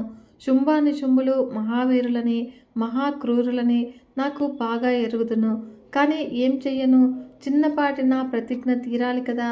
లేకపోతే చెలికత్తల్లో నాకు నగుబాటు కాదు, అవమానం కాదు, సిగ్గుచేటు కాదు. అందుచేత శుంభుడు కానీ నిశుంభుడు కానీ ఎవడు బలవత్తరుడైతే వాడే నా భర్త. రమ్మను, నన్ను జయించమను, ప్రాణిగ్రహణము చెయ్యమను. నేనేదో ఆదేశము ఈ దేశము పర్యటిస్తూ యథాలాపంగా వచ్చాను. ఒంటరిదాన్ని, పైగా అబలను. వీరధర్మము ఒకసారి గుర్తు చేసుకుని నాకు యుద్ధం అనుగ్రహించమని మీ ప్రభువుకు విన్నవించు. నా చేతిలో శూలం ఉంది. అది చూసి భయపడేటట్లయితే పాతాళంలోనే ఉండి పొమ్మను. మరింకా బయటికి రావద్దును. స్వర్గాన్ని భూలోకాన్ని వదులుకోమను. సుగ్రీవా, నేను ఏమైపోతానో అనే బెంగ నీకెందుకు గాని? నువ్వు వెంటనే వెళ్ళి నేను చెప్పింది చెప్పినట్లుగా చెప్పు మీ ప్రభువుకి. అతడే ఆలోచించుకుంటాడు. ఏది యుక్తమనిపిస్తే అదే చేస్తాడు. ఉన్నది ఉన్నట్టు చెప్పడమే కదా దూతగా నీ ధర్మము. అది చెయ్యి చాలు. మిగతా విషయాలు నీకు అనవసరము. వెళ్ళు, త్వరగా వెళ్ళు అనగానే సుగ్రీవుడు మరింక నోరు మెదపలేదు. హుటాహుటిని శుంభుడిని చేరుకున్నాడు. సాష్టాంగ పడి లేచాడు. ఇలా చెబితే ఏమి కోపం వస్తుందోనని సంశయిస్తూ ఉపోద్ఘాతంతో ప్రారంభించాడు. మా ప్రభు, సత్యము ప్రియకరము అయిన మాట చెప్పాలని పెద్దలంటారు. అందుకని ఆలోచిస్తున్నాను. నిజానికి ఆ 2 లక్షణాలు కలిసున్న మాట దుర్లభం సుమా. అప్రియం చెబితే అది సత్యమే అయినా ప్రభువులకి కోపం వస్తుంది. పోనీ ప్రియమే చెబుతాము అంటే అది అసత్యమై ఆ తర్వాత మీదకి తెస్తుంది. ఈ అబల ఎవరో ఎక్కడి నుంచి వచ్చిందో మరి. ఆవిడ గారి బలం ఏమిటో నాకు ఏమాత్రము గోచరం కావటం లేదు. అంతా గందరగోళంగా ఉంది. వెళ్ళి చూశానా? యుద్ధమో అంటుంది. మహాగర్వంగా ఉంది. చాలా కటువుగా మాట్లాడుతుంది. అయినా కూడా నాకెందుకు బాబు? ఆవిడ చెప్పమన్నట్లుగా చెబుతూ ఉన్నాను. మహాప్రభు ఆలకించు. బాల్యంలో చెలికత్తెల ముందు వినోదం కోసము నా వివాహ విషయమై ఒక ప్రతిజ్ఞ చేశాను. ఎవడు నన్ను యుద్ధంలో జయించి నా గర్వాన్ని వదిలిస్తాడో ఆ సమరబలుడే నేను వివాహం చేసుకుంటాను అని. కాబట్టి నా ప్రతిజ్ఞ వృధా కాకుండా యుద్ధం చేసి నన్ను జయించి వివాహం చేసుకో అని నీకు విన్నవించమంది ప్రభు. ఆ సుందరాంగి చెప్పమన్నది చెప్పేశాను. ఆ తర్వాత నీ ఇష్టము. ఆవిడ మాత్రము కయ్యానికి కాలు దూవుతుంది. త్రిశూలం ధరించి సింహవాహనం మీద సిద్ధంగా ఉంది. బాగా ఆలోచించి ఏది యోగ్యమో అది చెయ్యండి. ఈ విధంగా సుగ్రీవుడు జంకుతూనే విషయమంతా కూడా విన్నవించాడు. అప్పుడు శంభుడు శ్రద్ధగా విన్నాడు. పక్కనే కూర్చున్నటువంటి నిశుంభుడు కేసి చూశాడు. సోదరా, కర్తవ్యం ఏమిటో ఆలోచించు. ఒక ఆడది కయ్యానికి రమ్మని కవ్విస్తుంది. నేను వెళ్ళాలా, నువ్వు వెళతావా అనగా, అగ్రజ నువ్వు వద్దు, నేను వద్దు. ఈ మాత్రం ఆడదానితో యుద్ధానికి మనం కావాలా? ధూమ్రలోచనుని పంపించు, జయించి తీసుకువస్తాడు, వివాహం జరిపిస్తాడు అని అన్నాడు నిశుంభుడు. శుంభుడికి ఈ ఆలోచన నచ్చింది. మహాసైన్యంతో వెళ్ళమని ధూమ్రలోచనుని ఆజ్ఞాపించాడు. ఆ సుందరాంగిని సంహరించకుండా పట్టితెమ్మని మరీ మరీ చెప్పాడు. ఆవిడకు సహాయంగా ఏ దేవతలు వచ్చినా ఏ మానవులు వచ్చినా సంహరించు, కూడా ఉన్న కాళికను కూడా మర్దించు, ఆవిడను మాత్రం సంహరించకు, బంధించి తీసుకురా. ఆ సాధ్వి, సుకుమారి, కృషోదరి ప్రయత్నపూర్వకంగా రక్షణీయ, ఇది మాత్రము గుర్తుంచుకో అని చెప్పి పంపించాడు. ధూమ్రలోచనుడు ప్రభువుకు ప్రదక్షిణం చేసి పాదాలకు నమస్కరించాడు. 60,000 మంది అసాధ్య రాక్షస సైన్యంతో బయలుదేరాడు. అందమైన ఉద్యానవనంలో విడిది చేసి సంగీతం పాడుకుంటూ ఉన్నటువంటి అంబికాదేవిని దర్శించాడు. ఆ వృషాభాక్షిని చూస్తూనే వినయంగా నమస్కరించాడు. దేవి, శుంభుడిని విరహంతో పరితపిస్తూ ఉన్నాడు. నీతి తెలిసినవాడు కనుక ముందుగా దూతను పంపించాడు. రసభంగం పనికిరాదని సమోపాయం ప్రయోగించాడు. ఆ దూత నీ నుంచి తిరిగి వచ్చి ఏదేదో చెప్పాడు. మా ప్రభువు ఆశించిన దానికి భిన్నంగా ఉంది నీ సందేశము. అది విన్నాక మరీ చింతాకులుడయ్యాడు. నువ్వు రసమార్గం తెలిసిన దానివే కనుక చెప్తూ ఉన్నాను. శుంభుడు కామమోహితుడై నిన్నే కలవరిస్తూ ఉన్నాడు. బహుశా నువ్వు గర్భంగా చెప్పిన దాన్ని ఆ దూతగాడు సరిగ్గా అర్థం చేసుకోలేదేమో అని అనుకుంటూ ఉన్నాను. ఎవడు నన్ను సంగ్రామంలో జయిస్తాడో ఆ సమబలుడినే అంటూ నువ్వు కఠినంగా పలికావట కదా. 2 రకాల సంగ్రామాలుంటాయని వాడికి తెలియదు పాపము, అమాయకుడు. శర సంగ్రామము ఒకటి, స్మర సంగ్రామము ఒకటి. ఈ రెండోది నీ వంటి అమోరులతోనూ, ఆ మొదటిది శత్రువీరులతోనూ సముదాత్త సుందరంగా ఉంటాయి. ఒకటి సుఖప్రదము, ఒకటి దుఃఖప్రదమును. ఆ సుందరాంగి నీలాంటి అందగత్తెల మనస్సును తెలుసుకోవడం అందరికీ సాధ్యమవుతుందా? మా ప్రభువు వంటి రసికులకే చెల్లు. అందుకే మహాసైన్యంతో నన్ను పంపించాడు. సగౌరవంగా తీసుకురమ్మన్నాడు. స్మర సంగ్రామ వాంఛ తీరుస్తాడు. త్రిలోకాధిపతి అయిన శంభుడికి పట్టమహేషివై మహాభోగాలను అనుభవించు. నువ్వు కోరుకున్న సంగ్రామంలో అతడు నిన్ను జయిస్తాడు. బాణ విద్యలోనే కాదు, పుష్పబాణ విద్యలోనూ మంచి నేర్పరి. నువ్వు చిత్ర విచిత్రంగా హావాలను ప్రదర్శిస్తే అతడు సమస్థాయిలో భావాలను ప్రకటిస్తాడు. ఆ సంగ్రామంలో ఈ కాళిక మీకు నర్మసాక్షిని అవుతుంది. మందిరంలో సుఖశయ్య మీద నీతో సంగ్రామం చేసి నిన్ను ఓడిస్తాడు. మానినిమని మృదువుగా చెప్పాను, హితవుగా చెప్పాను. మా దానవ అధ్యక్షుడి అభ్యర్థనను మన్నించు. అస్త్రశస్త్రాలతో యుద్ధం కోరుకునేవారు వట్టి మందభాగ్య శిఖామణులు. దానికి నువ్వు తగవు, అది నీకు వద్దు. నువ్వు సురక్షిత వల్లభవు. నీ మృదువైన తాండవంతో పులకింపచేసి మా ప్రభువుకు అశోకత కలిగించు. మద్యం పుక్కిట పట్టి చిలకించి పరచు అని ఆలోచనుని ప్రసంగానికి అంబికాదేవి సమాధానం చెప్పలేదు. మౌనంగా ఉండిపోయింది. కాళికాదేవి కల్పించుకుంది. ఘాటుగా బదులు పలికింది. దూత, విదూషకుడిలాగా నటుడిలాగా మాట్లాడుతూ ఉన్నావు. మధురంగా మాట్లాడుతూ వృధా మనోరథాలు వేస్తూ ఉన్నావు. సేవా సహితుడవై వచ్చావు. ఆ దుర్మార్గుడు పంపితే వచ్చావు. యుద్ధం చెయ్యి, వ్యర్థలాపాలు చాలించు. ఘాతాలతో శుంభానిశుంభులను సంహరించి ఇంకా నీలాంటి నీచులనందరినీ కూడా మట్టుబెట్టి అంబికాదేవి తన నిలయానికి తిరిగి వెళుతుంది. ఈ జగన్మోహినితో మీ మందమతికి వివాహమా? సింహిక ఎంత కామార్త అయితే మాత్రము నక్కను వరిస్తూ ఉందా? ఆడ ఏనుగు గాడిదను కోరుతుందా? తుడా, వెళ్ళు. శుంభానుశుంభులకు నా మాటగా చెప్పు. యుద్ధానికి రమ్మను, లేదంటే శరణు వేడుకోమను, పాతాళంలో దాక్కోమను. అనగానే ఈ మాటలు ధూమ్రలోచనలో కోపాగ్నిని రగిల్చాయి. కురూపి, ముందు నిన్ను సంహరించి తర్వాత ఈ అంబికను బంధించి మా ప్రభువు సన్నిధికి తీసుకువెళతాను. కానీ రసభంగం అవుతుంది అని భయపడుతూ ఉన్నాను. అంటే ఈ పాటికే నీ పని చేసుండేవాణ్ణి అని గర్జించాడు. మందమతి, ధనుష్మంతుడెవడూ కూడా ఇలా సంశయించడు. అశక్తుడవై నిన్ను నువ్వు పొగుడుకుంటూ ఉన్నావు. సామర్థ్యమే ఉంటే ధనుస్సు ఎక్కుపెట్టు, శరం సంధించు, సరాసరి యమలోకానికి పోదు గాని. ఈ విధంగా కాళికాదేవి ఆగ్రహోదగ్రంగా మాట్లాడేసరికి ధూమ్రలోచనుడు ధనుస్సు ఎక్కుపెట్టాడు, శరవర్షాన్ని కురిపించాడు. ఆకాశంలో అదృశ్య రూపులై విమానాల్లో కూర్చుని తిలకిస్తూ ఉన్నటువంటి దేవతలు కాళికను జయ జయధ్వానాలతో స్తుతిస్తూ ఉన్నారు. కాళికాదేవి ధూమ్రలోచనుడిపై ధీటుగా బాణాలు కురిపించింది.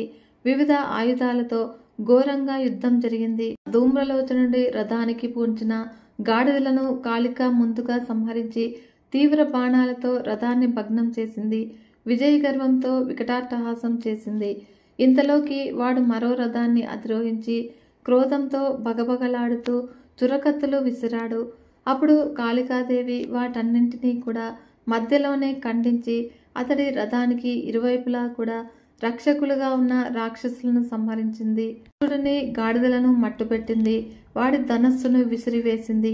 దిక్కులు పిక్కటిల్లేలాగా శంఖనాదం చేసింది.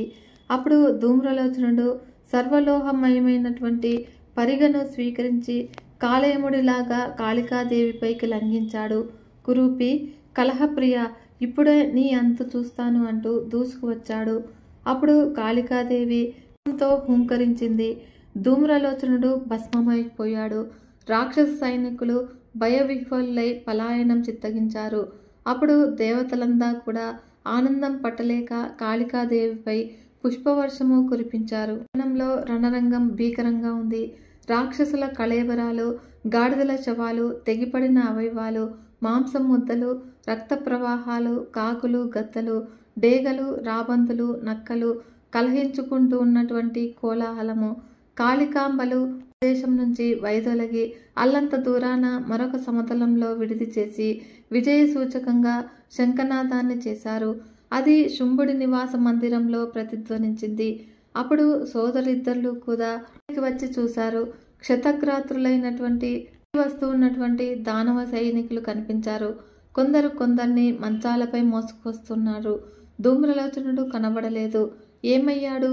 అంబికను తీసుకురాలేదా ఇంకా అని సేవకులను ప్రశ్నించారు. సేవకులంతా కూడా భయపడుతూ జరిగిన సంగతినంతా కూడా వివరించారు. వినిపిస్తున్నది అంబికా శంఖనాదము. కాళికాదేవి ధూమ్రలోచనుడిని తెరిచింది. మిగిలిన వారిని సింహం పొంటన పెట్టుకుంది. దేవతలు పుష్పవృష్టి కురిపిస్తూ ఉన్నారు. ఇదంతా కూడా చూస్తుంటే మనకేదో మహోపద్రవమే వచ్చినట్లు కనబడుతుంది. జయించడము కష్టమనిపిస్తుంది ప్రభు అని మంత్రులతో చర్చించు. ఒంటరిగా వచ్చిన ఆడది ఇంత చేసింది అంటే ఆశ్చర్యంగా ఉంది. ఏ సైన్యము లేదు, ఏ సహాయము లేదు. నిర్భయంగా నిలబడి యుద్ధం చేస్తుంది. మిమ్మల్ని కయ్యానికి రమ్మని కవ్విస్తుంది. సింహం మీద కూర్చోవడమేమిటో విడ్డూరంగా ఉంది. దానవనాథ, సంధి చేసుకోవడమా, యుద్ధానికి దిగడమా తేల్చుకోవలసిన సమయమయ్యింది. బాగా ఆలోచించి మీ నిర్ణయం చెప్పండి. దాని ప్రకారము మా రాక్షస వీరుల మందరము కూడా నడుచుకుంటాము. ఆవిడ దగ్గర సైన్యం లేదు, కానీ దేవతలంతా కూడా అటువైపు ఉన్నట్టే. సమయం వస్తే బయటపడతారు. హరిహరాలు కూడా ఈ రంగంలోనికి దిగుతారు. పాలకులు సేవా సామేతులై ఆకాశంలో అదృశ్య రూపాలతో సర్వసన్నద్ధంగా ఉన్నారని తెలిసింది. గంధర్వ, కిన్నెర, మానవ జాతులంతా కూడా అవసరాన్ని బట్టి నడుం బిగిస్తారు. మా బుద్ధికి ఇవన్నీ తెలుస్తూ ఉన్నాయి. కాళికాదేవిని చూస్తూ ఉంటే ఆవిడకి అసలు ఎవరి సహాయము అవసరం లేదు అనిపిస్తుంది. కేవలము హూంకారంతో ధూమ్రలోచనుడిని భస్మం చేసింది. ఈ చరాచర జగత్తునంతటినీ కూడా చిటికలో భస్మం చెయ్యగలదు. మన దానవ సమూహము ఏపాటి? మహాప్రభు, నీకు కోపం వస్తే రావచ్చు, కానీ ఈ అనుయాయులుగా ఇది మా కర్తవ్యము. హితాన్ని, సత్యాన్ని మితంగానివై చెప్పడము మా ధర్మము కనుక సాహసించి మనవి చేశాము. మీకు ఏది రుచిస్తే అది చెయ్యండి, ఆజ్ఞాపించండి అనే సేవకుల మాటలు శాంతంగానే ఆలకించాడు శుంభుడు. సోదరుణ్ణి తీసుకుని రహస్య మందిరంలోనికి ప్రవేశించాడు. తమ్ముడు ధూమ్రలోచనుడు మహావీరుడు. క్షణంలో బూడిదైపోయాడు. సైనికులు బుగ్గి అయిపోయారు. మదగర్వంతో ఆ మహాతల్లి శంఖనాదం చేస్తుంది. కాలగతి ఏ నిమిషానికి ఎలా మారుతుందో జ్ఞానులకైనా తెలియదు. గడ్డిపోచ ఒక వజ్రాయుధం కావచ్చు, ఒక వజ్రాయుధము గడ్డి పరకైనా కావచ్చు. దైవం అనుకూలించకపోతే బలవంతుడే బలహీనుడవుతాడు. గతి దైవగతి అటువంటిది. కనుక సోదర, అందుకే నిన్ను సలహా అడుగుతున్నాను. ఏం చేద్దాము? అంబికాదేవి మనకు అవుతుంది అన్న మాట కల్లా అది వదిలేయి. యుద్ధానికి దిగడమా, పారిపోవడమా? ఇది ప్రశ్న. త్వరగా తేల్చి చెప్పు. నువ్వు వయస్సులో నాకంటే చిన్నవాడివైనా సంకట పరిస్థితుల్లో నీ బుద్ధి చురుకుగా పనిచేస్తుంది కనుక సలహా చెప్పడంలో పెద్దవాడివే. నువ్వు ఎలా అంటే అలా చేద్దాము అనే అగ్రజ. పలాయనం మనకు యుక్తం కాదు. దుర్గాలలో తలదాచుకోవడము సమంజసం కాదు. యుద్ధమే శ్రేయస్కరము. అదే కర్తవ్యము. సేవా సమేతుడైనై వెళతాను. నేనే వెళతాను. ఆ అబలను సంహరించి వస్తాను. దైవం ప్రతికూలించి జరగదానిదే జరిగితే అప్పుడు నువ్వు మరోసారి బాగా ఆలోచించు. ఏదో ఒక నిర్ణయం తీసుకుందువు గాని. అనగానే అయితే తమ్ముడు నువ్వుండు. చండాముండులు ఉన్నారు కదా, వాళ్లను పంపిద్దాము. కుందేలును పట్టుకోవడానికి ఏనుగును పంపకూడదు కదా. చండాముండులు మహావీరులు. కాళికాంబలను వీళ్ళు సరిపోతారు. సంభాషణను ముగించి శుంభానిశుంభులు రహస్య మందిరం నుంచి యువతలికి వచ్చారు. వస్తూనే చండాముండులను యుద్ధానికి వెళ్ళమని ఆజ్ఞాపించారు. సర్వసేన సమేతులై సర్వాయుధ సన్నద్ధులై తరలి వెళ్ళండి. మదగర్వితులైన ఆ సిగ్గులేని ఆడవాళ్ళనిద్దరినీ సంహరించి రండి. ఎవరిని ప్రాణాలతో పట్టి బంధించి తీసుకురావాల్సిన అవసరం లేదు. అలాంటి ప్రయత్నం ఏమీ చెయ్యకండి. నిర్దాక్షిణ్యంగా మట్టుబెట్టిరండి. ఈ విధంగా శుంభుడి ఆజ్ఞను శిరసావహించి చండాముండులు బయలుదేరారు. భూమి కంపించేటట్లుగా మహాదానవ సైన్యం వారి వెంట నడిచింది. సింహవాహనారూఢను దర్శించారు. పార్శ్వంలోనే కాళికాదేవి కనిపించింది. అమాయకుల్లాగా ముఖాలు పెట్టి సాత్వికంగా పలకరించారు. మహిళామణులారా, శుంభానిశుంభులను గురించి మీకు అట్టే తెలియదనుకుంటాను. దేవేంద్రుణ్ణి మట్టి కరిపించిన మహావీరులు. మీరేమో ఏకాకులు. సింహం ఉంది కదా అని విర్రవిగుతున్నారేమో. ఇలాంటి సింహాలు కోటి వచ్చిన శుంభానిశుంభులను ఏమీ చెయ్యలేవు. వారు అజేయులు. ఈ మాత్రం బుద్ధి చెప్పేందుకు మీకు ఆడామగా ఎవరూ లేరా? దేవతలేమైనా ప్రేరేపిస్తున్నారేమో. కడపటికి నిరాశ మిగులుతుంది.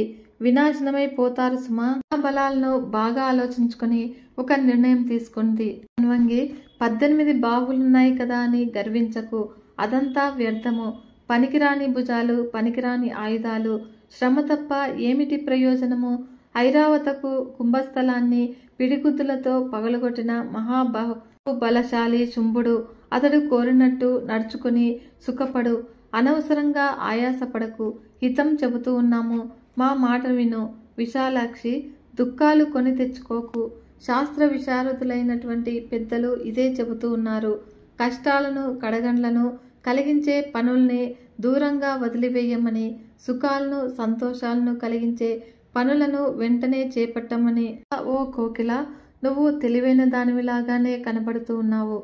శుంభానిశుంభుల సేనాబలాన్ని అంచనా వెయ్యి. ప్రత్యక్షంగానే చూస్తూ ఉన్నావు కదా. ఊహలు అనవసరము. విజయము సంశయాస్పదమైనప్పుడు ఎవరైనా యుద్ధానికి సాహసిస్తారా? మిమ్మల్ని అడ్డం పెట్టుకుని దేవతలు కసి తీర్చుకోవాలి అనుకుంటే వారి వంచనలకు, నంగనాచి కబుర్లకు మీరు మోసపోకండి. వాళ్ళ స్వార్థము తీరకపోగా మీకు దుఃఖం మిగులుతుంది. పని కోసము జతకట్టే కార్యమిత్రుణ్ణి పరిత్యజించి ధర్మమిత్రుణ్ణి విశ్వసించమన్నారు. దేవతలు ఎప్పుడూ కూడా స్వార్థపరులే, కార్యమిత్రులే. ఇది సత్యము. భువనేశ్వరుడు చతురుడు, సుందరుడు, శూరుడు, కామశాస్త్ర విశారదుడు అయిన శుంభుడిని భర్తగా స్వీకరించు. భువనేశ్వరివి గాని అంతులేని భోగభాగ్యాలు అనుభవిద్దువు గాని. అంబిక, బయలుదేరు. శుంభుడి దగ్గరికి వెళదాం పదా. అనగానే జగదంబిక ప్రళయకాల మేఘంలాగా ఒక్కసారి గర్జించింది. కళ్ళ నుంచి నిప్పులు కురుస్తూ ఉన్నాయి. అందుడా, నీ ప్రేలాపనలో ఇక కట్టిపెట్టు. నయవంచక, ఎంత మృదువుగా మాట్లాడుతూ ఉన్నావు. హరిహరాదులను విడిచిపెట్టి మీ శుంభుడిని పతిగా వరించాలా? నేను వరించను. నాకు ఎవడూ భర్త కానవసరం లేదు. నాకు భర్తతో పనిలేదు. నేను సర్వతంత్ర స్వతంత్రురాల్ని. సకల చరాచర జగత్తుకు నేనే అధినేత్రిని. శుంభ నిశుంభులను చాలా మందినే చూశాను. చాలా మందిని సంహరించాను. ప్రతి యుగంలోనూ మీ దానవులు దేవ బృందాలను పొట్టనబెట్టుకుంటూనే ఉన్నారు. కట్టకడపటికి నా చేతిలో అంతమొందుతూనే ఉన్నాడు. ఇప్పుడు మాత్రం కాలమే స్వయంగా వచ్చింది. మీ దానవులను అంతమొందించనుంది. ఏదో రక్షించుకుందామని వృధా ప్రయత్నం చేస్తూ ఉన్నట్టు ఉన్నావు. కానీ అవి ఏవీ సాగవు. నిజంగా వీరుడైతే అయితే కబుర్లు కట్టిపెట్టి యుద్ధం చెయ్యి. నువ్వు మరణించడం తథ్యము. శుంభానిశుంభుల గొడవ నీకు దేనికి? నీ యుద్ధమేదో నువ్వు చెయ్యి. వీర స్వర్గాన్ని ఆలకించు. నాయకులు, మీ బంధువులు అందరూ వరుసగా మీ వెంట వస్తారు. మరేమీ భయం లేదు. ఒక్క క్షణం వెనుక ముందు అంతే. నువ్వేళ అందరినీ సంహరించడం తథ్యము. చేత పెద్దగా బెంగ పెట్టుకోకు. ముందు నిన్ను, తర్వాత నీ సోదరుణ్ణి, అటుపైని శుంభానిశుంభులను, చివరిలో రక్తబీజుణ్ణి నేను సంహరించే క్రమము. మిగతా దానవీరుల మాటకేమి గాని నాయకుల సంగతి చెప్పాను. నిలబడి యుద్ధం చేస్తావో పారిపోతావో త్వరగా తెలుసుకో. వాగుడు పిరికి పందల లక్షణము. అంబిక ఈ విధంగా మాట్లాడేసరికి చెండాముండులు రెచ్చిపోయారు. ఇద్దరూ ఒక్కసారిగా ధనుష్టంకారం చేశారు. అంబిక శంఖం పూరించింది. సింహము ఒక్కసారి జూలు దులిపి గర్జించింది. ఇలా భీకర సంగ్రామం చెలరేగింది. ప్రచండంగా యుద్ధం సాగుతుంది. ఆకాశమంతా కూడా కర్షకులను భయపెట్టే మిడతల దండులాగా బాణాలు ఆవరించాయి. చంద్రుడికి తోడు ముండు కూడా శరవృష్టి కురిపించాడు. రణరంగాన కృత్రిమంగా కారు చీకట్లు కమ్ముకున్నాయి. అంబికాదేవికి క్రోధంతో ముఖం నల్లబడింది. కన్నులు అరటి పువ్వుల్లాగా ఎర్రబడ్డాయి. నొసటన బ్రుకుటి ఏర్పడింది. ఆ లలాట ఫలకం నుంచి మరొక స్త్రీమూర్తి కాళికగా ఆవిర్భవించింది. పులితోలు చీరగా కట్టుకుని గజచర్మము పైటగా ధరించి పుర్రెలు దండగా గుచ్చి మెడలో వేసుకుంది. రూపం క్రూరాతి క్రూరంగా ఉంది. ఎండిపోయిన దిగుడు బావి లాంటి పొట్ట, ఒక చేతిలో ఖడ్గము, మరొక చేతిలో పాశము ఉన్నాయి. భీషణంగా, భీకరంగా, రౌద్రంగా, కాలరాత్రిలాగా ఉంది. విశాలమైన నోరు, పొడవైన నాలుక, తాచుపాములాగా అది మాటిమాటికి కదులుతోంది. విపులమైన కటి ప్రదేశము ఆవిర్భవించడమే తడువుగా రణరంగంలోనికి సుడిగాల్లాగా ప్రవేశించింది. దానవులను గుంపులు గుంపులుగా పిట్టబట్టి పళ్లతో కొరికి పీల్చి పిప్పి చేస్తుంది. మదగజాలను జయకంటికలతో సహా చేతబట్టి నమిలేస్తుంది. గుర్రాలను, లొట్టిపిట్టలను కూడా తేలికగా భక్షిస్తుంది. రధిక సారథులను సహా పళ్ల మధ్యన పటాలాడిస్తుంది. రెప్పపాటు కాలంలో దానవ మహాసైన్యము సగానికి పైగా తుడిచిపెట్టుకుపోయింది. ఏమి చెయ్యాలో తోచని చంద్రుడు జారిపడిన ఒక రథచక్రాన్ని బలంగా ఎత్తి విసిరాడు. అప్పుడు అంబికాదేవి ఒకే ఒక్క బాణంతో ఆ చక్రాన్ని నుజ్జు చేసేసింది. మరిన్ని బాణాలను గుప్పించింది. తాళలేక చంద్రుడు మూర్చిల్లాడు. నేలకు ఒరిగిపోయాడు. చూసినటువంటి మృండు కోపంతో, వీరావేశంతో శరాసారం కురిపించారు. అప్పుడు అంబిక ప్రయోగించిన బాణాలతో అవి గింజల్లాగా రాలిపోయాయి. అర్ధచంద్రాకార బాణంతో ముండుని గుండెల మీద కొట్టింది. అప్పుడు తట్టుకోలేక నేలకు ఒరిగిపోయాడు. రాక్షస పక్షంలో హాహాకారాలు చెలరేగాయి. ఆ ధ్వనికి చంద్రుడు మూర్ఛ తేరాడు. పొడవాటి కథను అందుకున్నాడు. అందుకోవడమే కాళికపైకి విసిరాడు. అది వచ్చి కుడిభుజానికి గట్టిగా గుద్దుకుని నేలకు పడిపోతూ ఉంటే ఎడమ చేతితో పట్టుకుంది. సన్నటి తీగను వంచినట్లుగా ఆ మహాగదను వంచి దూరానికి విసిరేసింది. మంత్రశక్తితో బాణపాశం వేసి చండుని బంధించింది. కాలు చెయ్యి ఆడకుండా చేసింది. ముండు మూర్ఛ తేరాలు. శక్తి ఆయుధాన్ని చేపట్టి కాళిక వైపు రివ్వున దూసుకువచ్చాడు. రానిచ్చి ఒక్కసారిగా బాణపాశంతో బంధించి వేసింది. ఇలా అన్నదమ్ములిద్దరూ కూడా వలలో చిక్కిన కుందేలు పిల్లల్లాగా గిలగిలలాడుతూ ఉన్నారు. కాళికాదేవి పకపకా నవ్వుకుంటూ అంబికను చేరుకుంది. అంబికే, రణయజ్ఞం కోసము 2 పశువులను తెచ్చాను, స్వీకరించు అంది. ప్రియే కాళికే, నీ చతుర్యము అద్భుతము. వాళ్ళని మట్టుపెట్టకు, విడిచిపెట్టకు. దేవకార్యాన్ని త్వరగా నిర్వహించాలి నువ్వు. అంబికే, ఈ యుద్ధయజ్ఞంలో ఖడ్గయూపాన్ని ప్రతిష్ఠించి ఈ జంతువులను బలి ఇస్తాను. ప్రాణిహింసా దోషం అంటదు అంటూనే కాళికాదేవి ఒక్క అంగలో చండాముండులను సమీపించి చర్రున కత్తిదూసి ఒకే వేటుతో ఇద్దరి తలలు కూడా నరికివేసింది. కంఠనాళాల నుంచి ఎగిసిపడుతూ ఉన్నటువంటి వేడివేడి కొవ్వునెత్తులను నోరు తెరిచి ఆనందంగా త్రాగేసింది. తన చేరువకు వచ్చి నిలిచిన కాళికాదేవిని అంబిక అభినందించింది. చండాముండులను సంహరించి దేవకార్యాన్ని నిర్వహించావు కనుక కాళిక నీకొక వరం ఇస్తూ ఉన్నాను. ఈ రోజు నుంచి చండాముండ నామంతో విఖ్యాతిని వహిస్తావు అంది. శేషులైన దానవ సైనికులు పలాయనం చిత్తగించారు. శుంభ నిశుంభులను చేరుకున్నారు. రక్షించు మహాప్రభు, కాళికాదేవి ఈవేళ మొత్తం మనల్ని అందరినీ భక్షించేటట్లుంది. మేమెలాగో తప్పించుకుని పారిపోయి వచ్చాము. చండాముండులు ఇక మనకి లేరు. ఇదేమి యుద్ధమో మేమెప్పుడూ కూడా కని విని ఎరగము.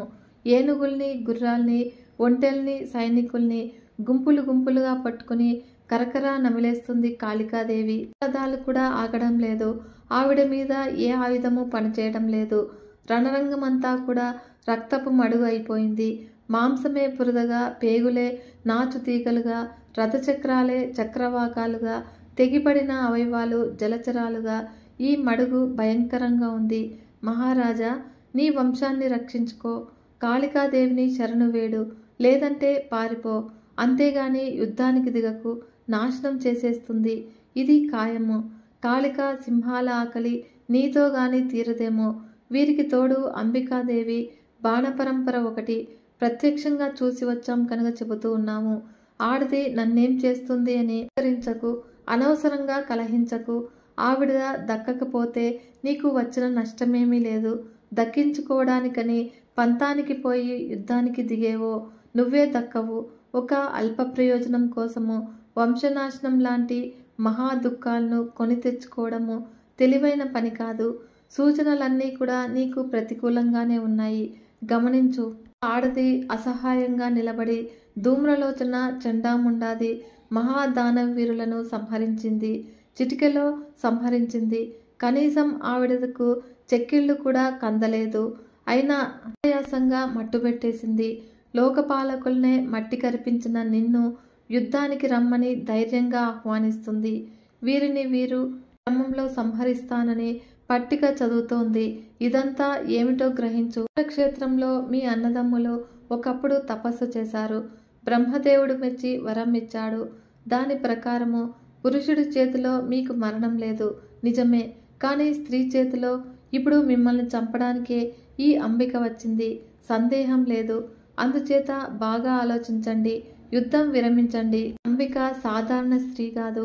మీ పాలిటి కాళరాత్రి, మహామాయ, పరాప్రకృతి, కల్పాంతంలో సృష్టి సంహారం చేస్తుంది అని పెద్దలు చెప్పే మహాదేవి, సృష్టికారిణి, దేవతలకు ఈశ్వరి, త్రిగుణాత్మిక, కాళికగా తామస స్వరూపిణి, సర్వశక్తి సమన్విత, అక్షయ, నిత్య, సర్వజ్ఞ, సదోతిత, వేదమాత, గాయత్రి, సంధ్య, సర్వసురాలయ, నిర్గుణ, సగుణ, సిద్ధ, సర్వసిద్ధప్రద, అవ్యయ, ఆనంద స్వరూపిణి, ఆనందప్రదాయిని, గౌరీ, దేవతలకు అభయప్రద.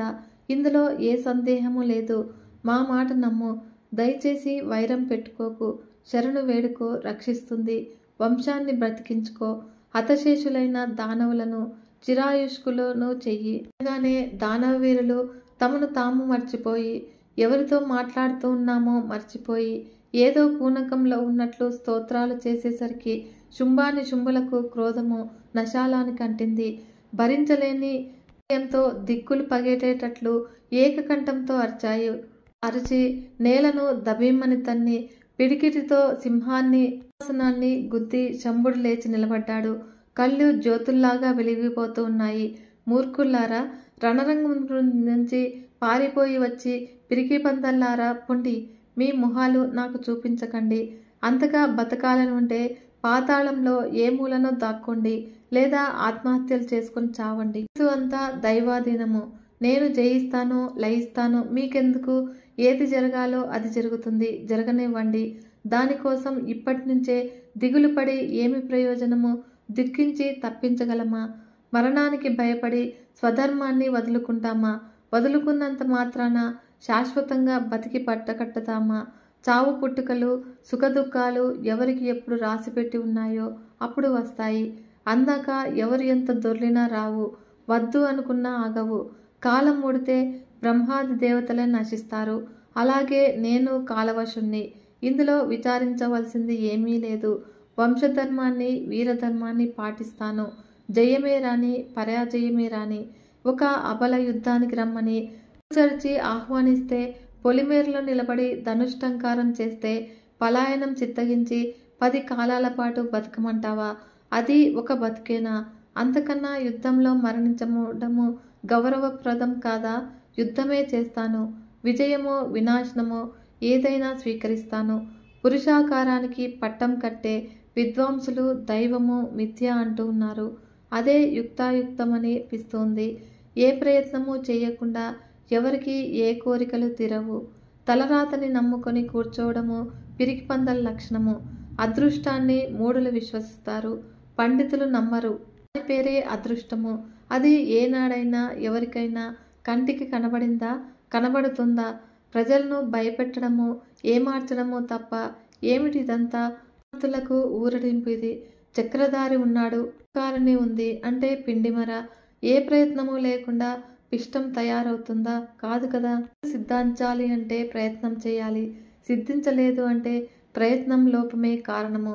దేశకాలాలు బలాబలాలు చూసుకుని గట్టిగా పూనుకుంటే జరగనివి పనులంటూ ఏవీ ఉండవని బృహస్పతి మతము. తన నిశ్చయాన్ని ప్రకటించి దైత్యేంద్రుడు రక్తబీజుని పంపించాడు. మహాసైన్యంతో రణరంగానికి వెళ్ళమన్నాడు. ఈ మాటకు రక్తబీజుడు సంబరపడ్డాడు. ఇప్పుడే వెళతాను, నా శౌర్య పరాక్రమాలు చూపిస్తాను. కాళికను సంహరించి అంబికను బంధించి తెస్తాను. నీకు పాదదాసం చేస్తాను అంటూ రథం అధిరోహించి ఉద్యానవనం వైపుకు కదిలాడు. రక్తబీజుడు వస్తున్నాడు అని గ్రహించినటువంటి అంబిక శంఖం మరోసారి భీకరంగా పూరించింది. రక్తబీజుడు వచ్చాడు. చండాముండుల్లాగానే గౌరవంగా మృదువుగా మాట్లాడాడు. అలే, శంఖం అంత గట్టిగా పూరిస్తూ ఉన్నావు. నేను భయపడి పారిపోతాననుకున్నావా? నేనేమీ పిరికివాణ్ణి కాదు. ధూమ్రలోచనుడు కాదు నా పేరు. రక్తబీజుడు. యుద్ధం చెయ్యాలి అనుకుంటే సన్నద్ధంగా ధనుస్సు ఎక్కుపెట్టు. నా పరాక్రమము చూద్దువుగాని. ఇంతవరకు నిన్ను ఎదిరించిన వాళ్ళంతా నాలాంటి వాణ్ణి కాదు. ఈ అమ్మాయి, నువ్వు ఏ గురువులను సేవించావు? నీతి శాస్త్రాలు ఏమైనా చదివావా? అర్థశాస్త్రము ఎరుగుదువా? గోష్ఠులలో ఎప్పుడైనా పాల్గొన్నావా? సాహిత్య పరిజ్ఞానం ఏమైనా ఉందా? ఉంటే కనుక నేనొక మాట చెబుతాను విను. 9 రసాల్లోనూ 2 ముఖ్య రసాలు, శృంగారము శాంతమును. వీటిలో కూడా శృంగారమే మహారాజు.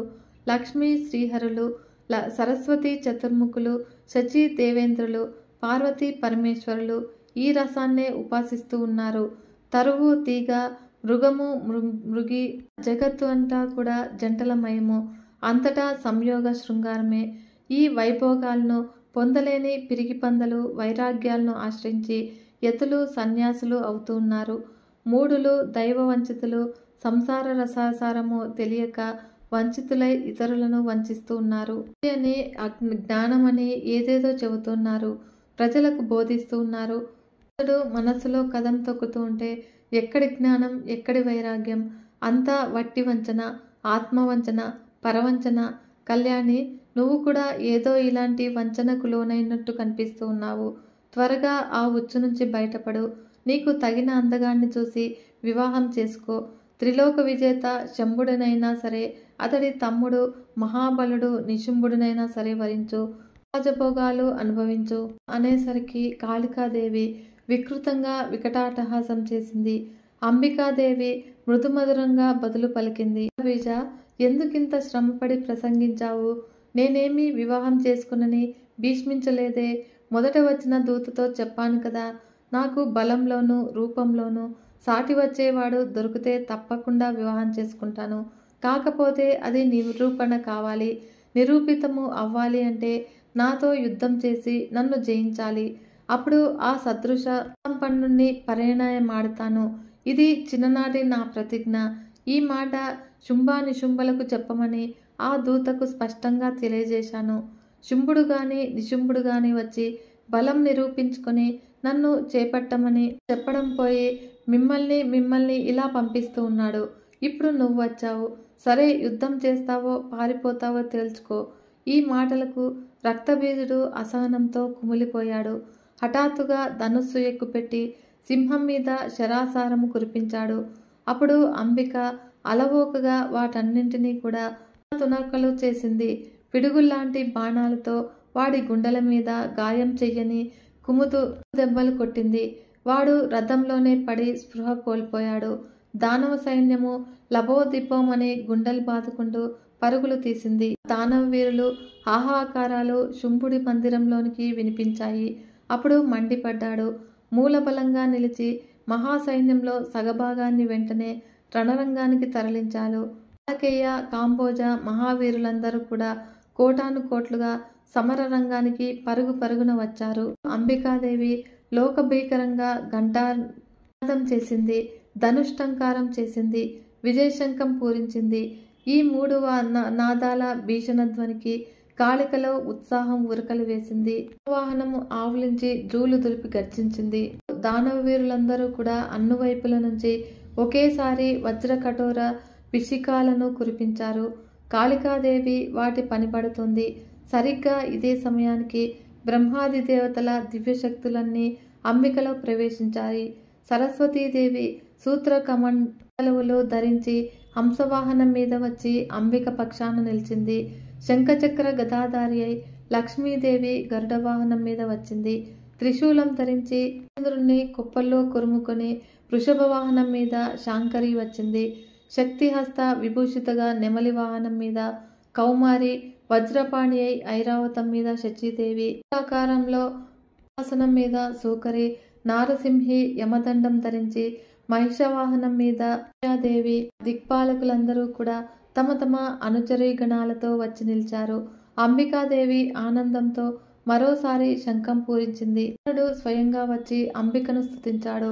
దేవకార్య సిద్ధి కోసము ఇక ఆలస్యం చేయకుండా దానవులను సంహరించమని, శుంభానిశుంభులను హతమార్చి లోకాలను కాపాడమని, ప్రాణకోటికి ఆనందం పంచమని అభ్యర్థించాడు.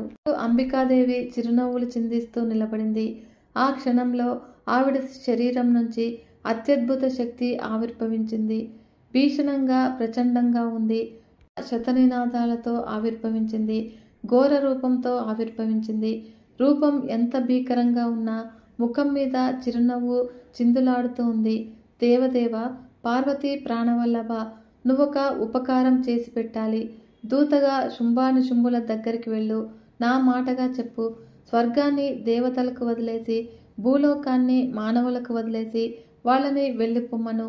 పాతాళంలో ఉండిపోమ్మను. ఇంద్రుడు స్వర్గసింహాసనం అధిష్ఠించాలి. దేవతలు సుఖశాంతులతో వర్ధిల్లాలి. యజ్ఞభాగాలు దేవతలకే దక్కాలి. జీవితేచ్ఛ ఉంటే ఇలా చెయ్యమను, లేదంటే యుద్ధానికి రమ్మను. నా వెంట వచ్చి కలు వారి రక్తంతో విందులు చేసుకుంటాయని చెప్పు అనగానే శివుడు క్షణం ఆలస్యం చెయ్యకుండా బయలుదేరాడు. కొలువుదీరి ఉన్నాడు శంభుడు. శివుడు ప్రవేశించాడు. మూఢమతి, దానవాధిపతి, నేను శంకరుడను, త్రిపురాంతకుడను. అంబికాదేవి దూతగా వచ్చాను. కడసారిగా నీకు హితవు చెప్పిరమ్మని పంపించింది. స్వర్గలోకాన్ని భూలోకాన్ని విడిచిపెట్టి పాతాళ లోకానికి పారిపో. ప్రహ్లాదాదులతో కలిసి సుఖంగా జీవించు. లేదంటే మరింకా ఆలస్యం చేయకుండా రణరంగానికి తరలిరా. సబంధుమిత్ర సపరివారంగా నిన్ను సంహరిస్తాను అని మీకు హితబోధ చేసి రమ్మంది. అటుపైని మీ ఇష్టం అంటూనే శివుడు వెనుదిరిగి వచ్చేశాడు.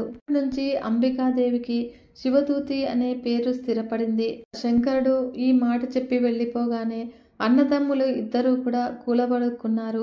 ఇంతదాకా వచ్చాక వెనుదిరగడం ఏమిటి అని అనుకున్నారు. దుర్భేద్యమైన కవచాలు ధరించి శస్త్రాస్త్రాలన్నీ కూడా సమకూర్చుకుని సిద్ధంగా ఉన్న క్రూరాతి క్రూర దానవ వీర మూలబలాన్ని మొత్తంగా రణరంగానికి తరలించారు. వారు వస్తూనే చండ ప్రచండులుగా శిలావర్షంలాగా శరాసారం కురిపించారు. అప్పుడు అంబికాదేవి ధీటుగా సమాధానం చెప్పింది. రకరకాల ఆయుధాలతో యుద్ధము తీవ్ర రూపం దాల్చింది. దేవి త్రిశూలంతో వీరవిహారం చేస్తుంది. యథావిధిగా దానవులను, ఏనుగులను, గుర్రాలను, రథాలను, ఒంటెలను పుంజీలు పుంజీలుగా గుప్పిట్లతో పట్టి కుక్కుకుంటుంది. పళ్ళ కింద పడి ఎముకలు విరుగుతున్నటువంటి చప్పుడు కవచాలు నలుగుతూ ఉన్న చప్పుడు, రథాలు ముక్కలవుతూ ఉన్న చప్పుడు దిగంతాలకు వ్యాపిస్తోంది. కానీ సింహవాహనంపై రణరంగం మీద ఎగురుతూ కమండలోదుకాలను మంత్రించి జల్లుతోంది. అవి సోకిన దానవులు నిశ్శబ్దంగా మరణిస్తూ ఉన్నారు. వృషభారూఢుడైనటువంటి శాంకరి త్రిశూలాన్ని ఎడమ కుడిలకు ఉంటే వందలు వేలుగా దానవుల శిరస్సులు బంతులై ఎగురుతూ ఉన్నాయి. వైష్ణవీదేవి గరుడ వాహనం మీద గిరకలు కొడుతూ 4 చేతుల 4 ఆయుధాలను ప్రయోగిస్తూ రాక్షస సంహారం చేస్తుంది. ఒక ఎత్తున ఒక వరుసలో రివ్వున వెళుతూ ఉన్నటువంటి సుదర్శన చక్రము తలలను మొండేలను కుంటూ కడుదాకా వెళ్ళి మరో దారిన తిరిగి వస్తుంది. వస్తూ అదే పని చేస్తుంది. శచీదేవి వజ్రాయుధానికి తిరిగే లేదు. ఐరావత పాదఘాతాలకు అంతే లేదు. వారాహి దంష్ట్రాలకు రాను రాను పదును పెరిగింది. కోరలకు వందలాదిగా దిగబడిన దానవ కళేబరాలను ఏ చెట్టుకో కొండ కొమ్మకో పట్టించి వదిలించుకుంటుంది. మళ్లీ రణరంగానికి దూసుకొస్తుంది. నారసింహి గజ సైన్యంపై విరుచుకుపడుతోంది. కుంభస్థలాలు తీల్చి తో విందులు చేసుకుంటోంది. కౌమారి ప్రయోగిస్తున్నటువంటి శక్తి ఆయుధానికి సమాధానం చెప్పలేక దానవ యోధులు తమ శిరస్సులను కానుక పెడుతూ ఉన్నారు. వారుణీదేవి పాశం విసిరితే వేలకు వేలుగా రాక్షసులు సొమ్మసిల్లిపోతూ ఉన్నారు. బందీలైపోతున్నారు. చిక్కిన వారిని చిక్కినట్లుగా సింహం భక్షిస్తుంది. ఐరావతము మట్టగిస్తోంది. చూస్తూ ఉండగానే రణరంగము ఖాళీ అయిపోతుంది. హతశేషులు కారాలు చేస్తూ పారిపోతున్నారు. ఆకాశం నుంచి దేవతలు మాతృగణం మీద పుష్పవృష్టి కురిపించారు. జై జై నినాదాలు చేశారు. శ్రీజుడికి ఇప్పుడు మెలకు వచ్చింది. రథంలో లేచి కూర్చున్నాడు. తన రథము రణరంగానికి దూరంగా ఉంది. సారథి చచ్చిపడి ఉన్నాడు. పరిస్థితి అర్థమైంది. ఒళ్ళు విరుచుకుని ధనుష్టంకారం చేశాడు. వ్యాసుడు జనమజయ్య అన్నాడు. అన్నాడు, మహర్షి ఆపకు, యుద్ధాన్ని కళ్లకు కట్టినట్లుగా చూపిస్తూ ఉన్నావు, కొనసాగించు అన్నాడు జనమేజయుడు. అయితే ఆలకించు అంటూ ఇలా కొనసాగించాడు మహర్షి. బీజుడికి ఉన్న వరం తెలుసు కదా. వాడి శరీరం నుంచి నేలకు రాలిపడిన ప్రతి రక్త బిందువు నుంచి అసంఖ్యాకంగా రక్తబీజులు ఆవిర్భవిస్తారు. అదే రూపము, అదే బలము, అదే పరాక్రమము. తపస్సుకి సంబరపడి బోళాశంకరుడిచ్చిన అద్భుత వరమిది. దర్పితుడు రక్తబీజుడు క్రోధ రక్తనేత్రుడై రణరంగానికి వచ్చాడు. గరుడ వాహనం మీద వైష్ణవీదేవిని చూశాడు. శక్తి ఆయుధాన్ని విసిరాడు. అప్పుడు వైష్ణవి తన గదాయుధంతో దాన్ని ఏలు చేసింది. సుదర్శన చక్రాన్ని ప్రయోగించింది. అది వెళ్లి వాడి శరీరాన్ని నిలువుకోత కోసింది. చిందిపడిన రక్తబిందువుల నుంచి అసంఖ్యాకంగా రక్తబీజులు ఆవిర్భవించారు. అలా రణరంగము క్రిక్కిరిసిపోయింది. ఎటు చూసినా కూడా రక్తబీజులు. అందరూ కూడా ఒక్కలాగే ఉన్నారు. అప్పుడు వైష్ణవీదేవి ఆశ్చర్యపోయింది. బ్రహ్మాణి, మాహేశ్వరి, నారసింహి, కౌమారి, శచీ ప్రభృతులంతారూ కూడా ఇదేమిటని నివ్వెరపోయారు. తమ తమ దివ్యాయుధాలను యథాశక్తిగా ప్రయోగించారు. అప్పుడు వైష్ణవీదేవి మరిన్ని బాణాలను ప్రయోగించి రక్తబీజుడిని ఇంకా గాయపరిచింది. మరిన్ని రక్తబిందువులు చిందిపడి కోటాను కోట్లుగా రక్తబీజులు ఆవిర్భవించారు. వికటాట్టహాసాలు చేస్తూ విజృంభించారు.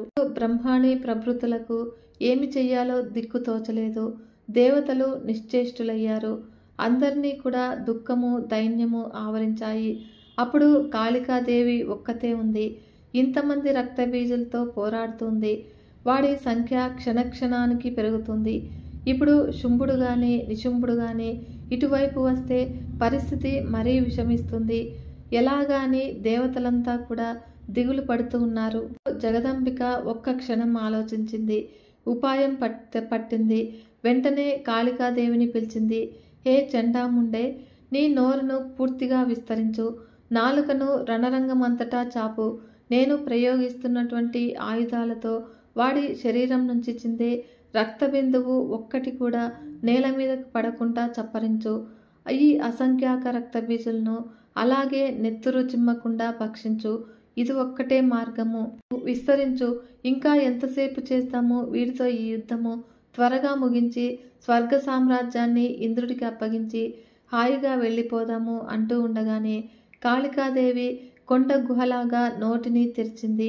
రక్తసర్పంలాగా నాలుకను చాపింది. అంబికాదేవి ఒక్క పెట్టున అన్ని ఆయుధాలను అసంఖ్యాకంగా ప్రయోగించింది.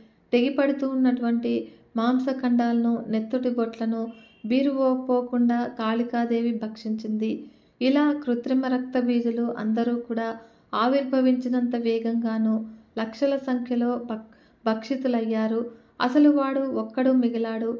అంబికాదేవి అప్పటికి బాగా పదునెక్కి తళతళలాడుతూ ఉన్నటువంటి పొడవాటి కత్తిని విసిరింది. వాడి తల మొండము వేరైపోయాయి. కాళికాదేవి అవలీలగా చప్పరించేసింది. శుంభానిశుంభులకు వర్తమానం అందింది.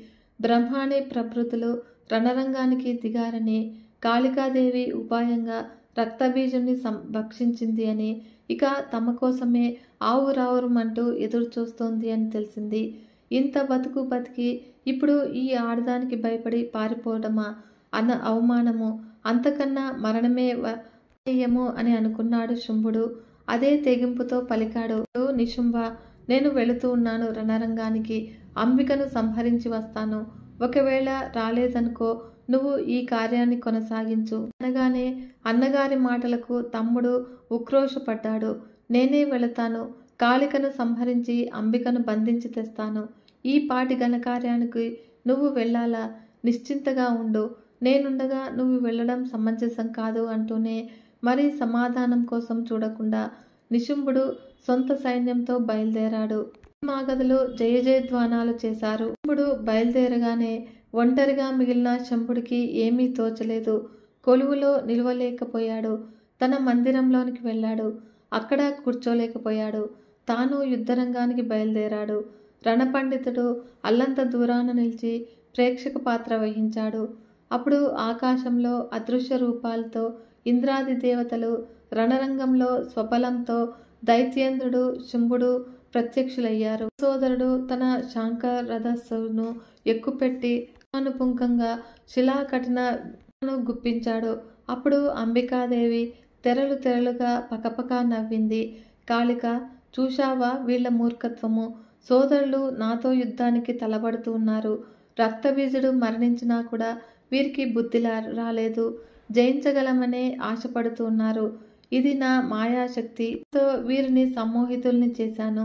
ఈ ఆశ బహు చెడ్డది సుమా. పటాన విడిచిపెట్టదు. సైన్యమంతా కూడా నాశనం అయ్యిందా? మహాబలశాలున్నటువంటి చండాముండులు అయ్యారా? అసంఖ్యాక రక్తబీజులను ఆవిర్భవింపజేయగల అసలు సిసలు రక్తబీజుడు అయ్యాడా? అయినా కూడా వీరికి ఆశ చావలేదు.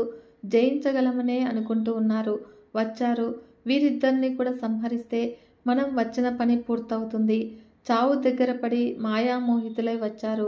కానీ మిగిలిన ఆ కాస్త పని పూర్తి చేద్దాం అని అంటూనే వృష్టి కురిపించింది. క్రమక్రమంగా యుద్ధము భయానక రూపం ధరించింది.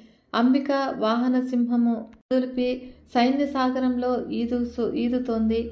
సరస్సులో దిగిన ఏనుగులాగా సేనా సముద్రాన్ని అల్లకల్లోలం చేస్తుంది. నిశుంభుడు పళ్ళు పటపటలాడించాడు. దానవయోధులను ఉత్సాహపరుస్తూ వాహనం మీద, సింహం మీద అనేక ఆయుధాలను ప్రయోగించాడు.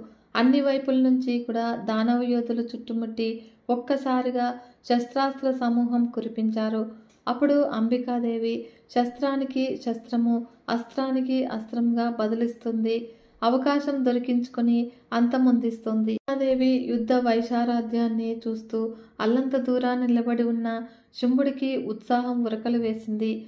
రివ్వున రణరంగానికి వచ్చాడు. కాళికను సంహరిద్దామని, అంబికను సంగ్రహిద్దాము అని అతడికి ఇంకా ఆశ చావలేదు. ఎదుట నిలిచి అంబికాదేవిని ముఖాముఖి తిలకించాడు. శృంగార వీరాలు మూర్తీభవించి సుందరంగా ప్రకాశిస్తోంది. శృంగార రౌద్రమూర్తిని అతి సన్నిహితంగా దర్శించాడు. విశాలమైన క్రీగన్నులు, జగత్ సమ్మోహనమైన సుందర రూపము, కలువరేకుల్లాంటి అందంగా ఉన్న కన్నులు ఇప్పుడు రౌద్రం కారణంగా మరింత ఎరుపెక్కి నిప్పులు చెరుగుతున్నటువంటి చూపులు. తోనే శుంభుడి మనస్సులోంచి ఆశ వెళ్ళిపోయింది. ఆశ జారిపోయింది. మరణం తప్పదు అనే నిశ్చయం బలపడింది. తెగించి కార్ముఖం ధరించి నిలబడ్డారు. అంబికాదేవి తేరిపార చూసింది. అప్రయత్నంగా ఒక చిరునవ్వు ముఖమండలం మీద విసిరింది. దానవులకు కూడా వినిపించేటట్లు మేఘ గంభీర కంఠధ్వనితో పలికింది. అగ్రేసర చక్రవర్తులారా, ఇంకా బుద్ధి రాలేదా? ఇప్పటికైనా మించిపోయింది లేదు. మరొక అవకాశం ఇస్తూ ఉన్నాను. జీవితేచ్ఛ ఏమాత్రం ఉన్నా ఆయుధాలను ఇక్కడే విడిచిపెట్టి పాతాళానికో వారానికో పారిపోండి. లేదంటే ఈ క్షణంలోనే మిమ్మల్ని స్వర్గస్థుల్ని చేసేస్తాను. ఆలోచించుకోండి. అభయం పొందుతారో అనియో. వీరత్వము ఏనాడు పిరికిదనం కాదు. పిరికితనం ఏనాడు వీరత్వం కాదు. తెలుసుకోండి అని ప్రబోధించి కడసారిగా చివరి అవకాశం ఇచ్చింది. సమాధానం చెప్పకపోగా నిశుంభుడు హఠాత్తుగా కత్తిదూసి సింహాన్ని శిరస్సు మీద మోదాడు. అది కళ్ళు తిరిగి తూలి బొంగరంలాగా తిరిగింది. మీద కుండలాగా అంబికాదేవి తిరిగింది. గండ్రగొడ్డలి విసిరింది. అది వెళ్ళి శుంభుడి బాహుమూలాన్ని ఖండించింది. అయినా కూడా వాడు చెక్కు చెమర్చలేదు. బాధ కానీ మూలుగు కానీ లేదు. అదే కత్తితో అదే దెబ్బ మళ్ళీ వేశాడు. ఈసారి సింహము తల విదిల్చి తప్పించుకుంది. అంబికాదేవి సువర్ణ పాత్రికను ఎత్తి గటగట మద్యపానం చేసేసింది. తన పైకి లంఘించబోతూ ఉన్నటువంటి నిశుంభుణ్ణి చూపులతోనే అదిలించింది. నిశుంభ, ఇదిగో ఈ క్షణంలో ఇక నువ్వు లేవు అని గర్జించింది. సన్నటి చువ్వలాడుతూ పొడవుగా ఉన్న కృపాశానాన్ని మెరుపు తీగలాగా విసిరింది. మరుక్షణంలో వాడి తల ఎగిరి తాటిపండులాగా రాలిపడింది. గదను చేతపట్టి వస్తూ ఉన్నటువంటి మొండము రక్తాన్ని దిశలాగా జగచిమ్ముతూ సకల దేవదానవ గిర్రున ఆత్మ ప్రదక్షిణలు చేసింది. అంబికాదేవి కోపము చల్లారలేదు. బొంగరంలాగా తిరుగుతున్నటువంటి వాడి కళేబరాన్ని బాణాలు వేసి కాళ్ళు చేతులు ఒకేసారి నరికేసింది.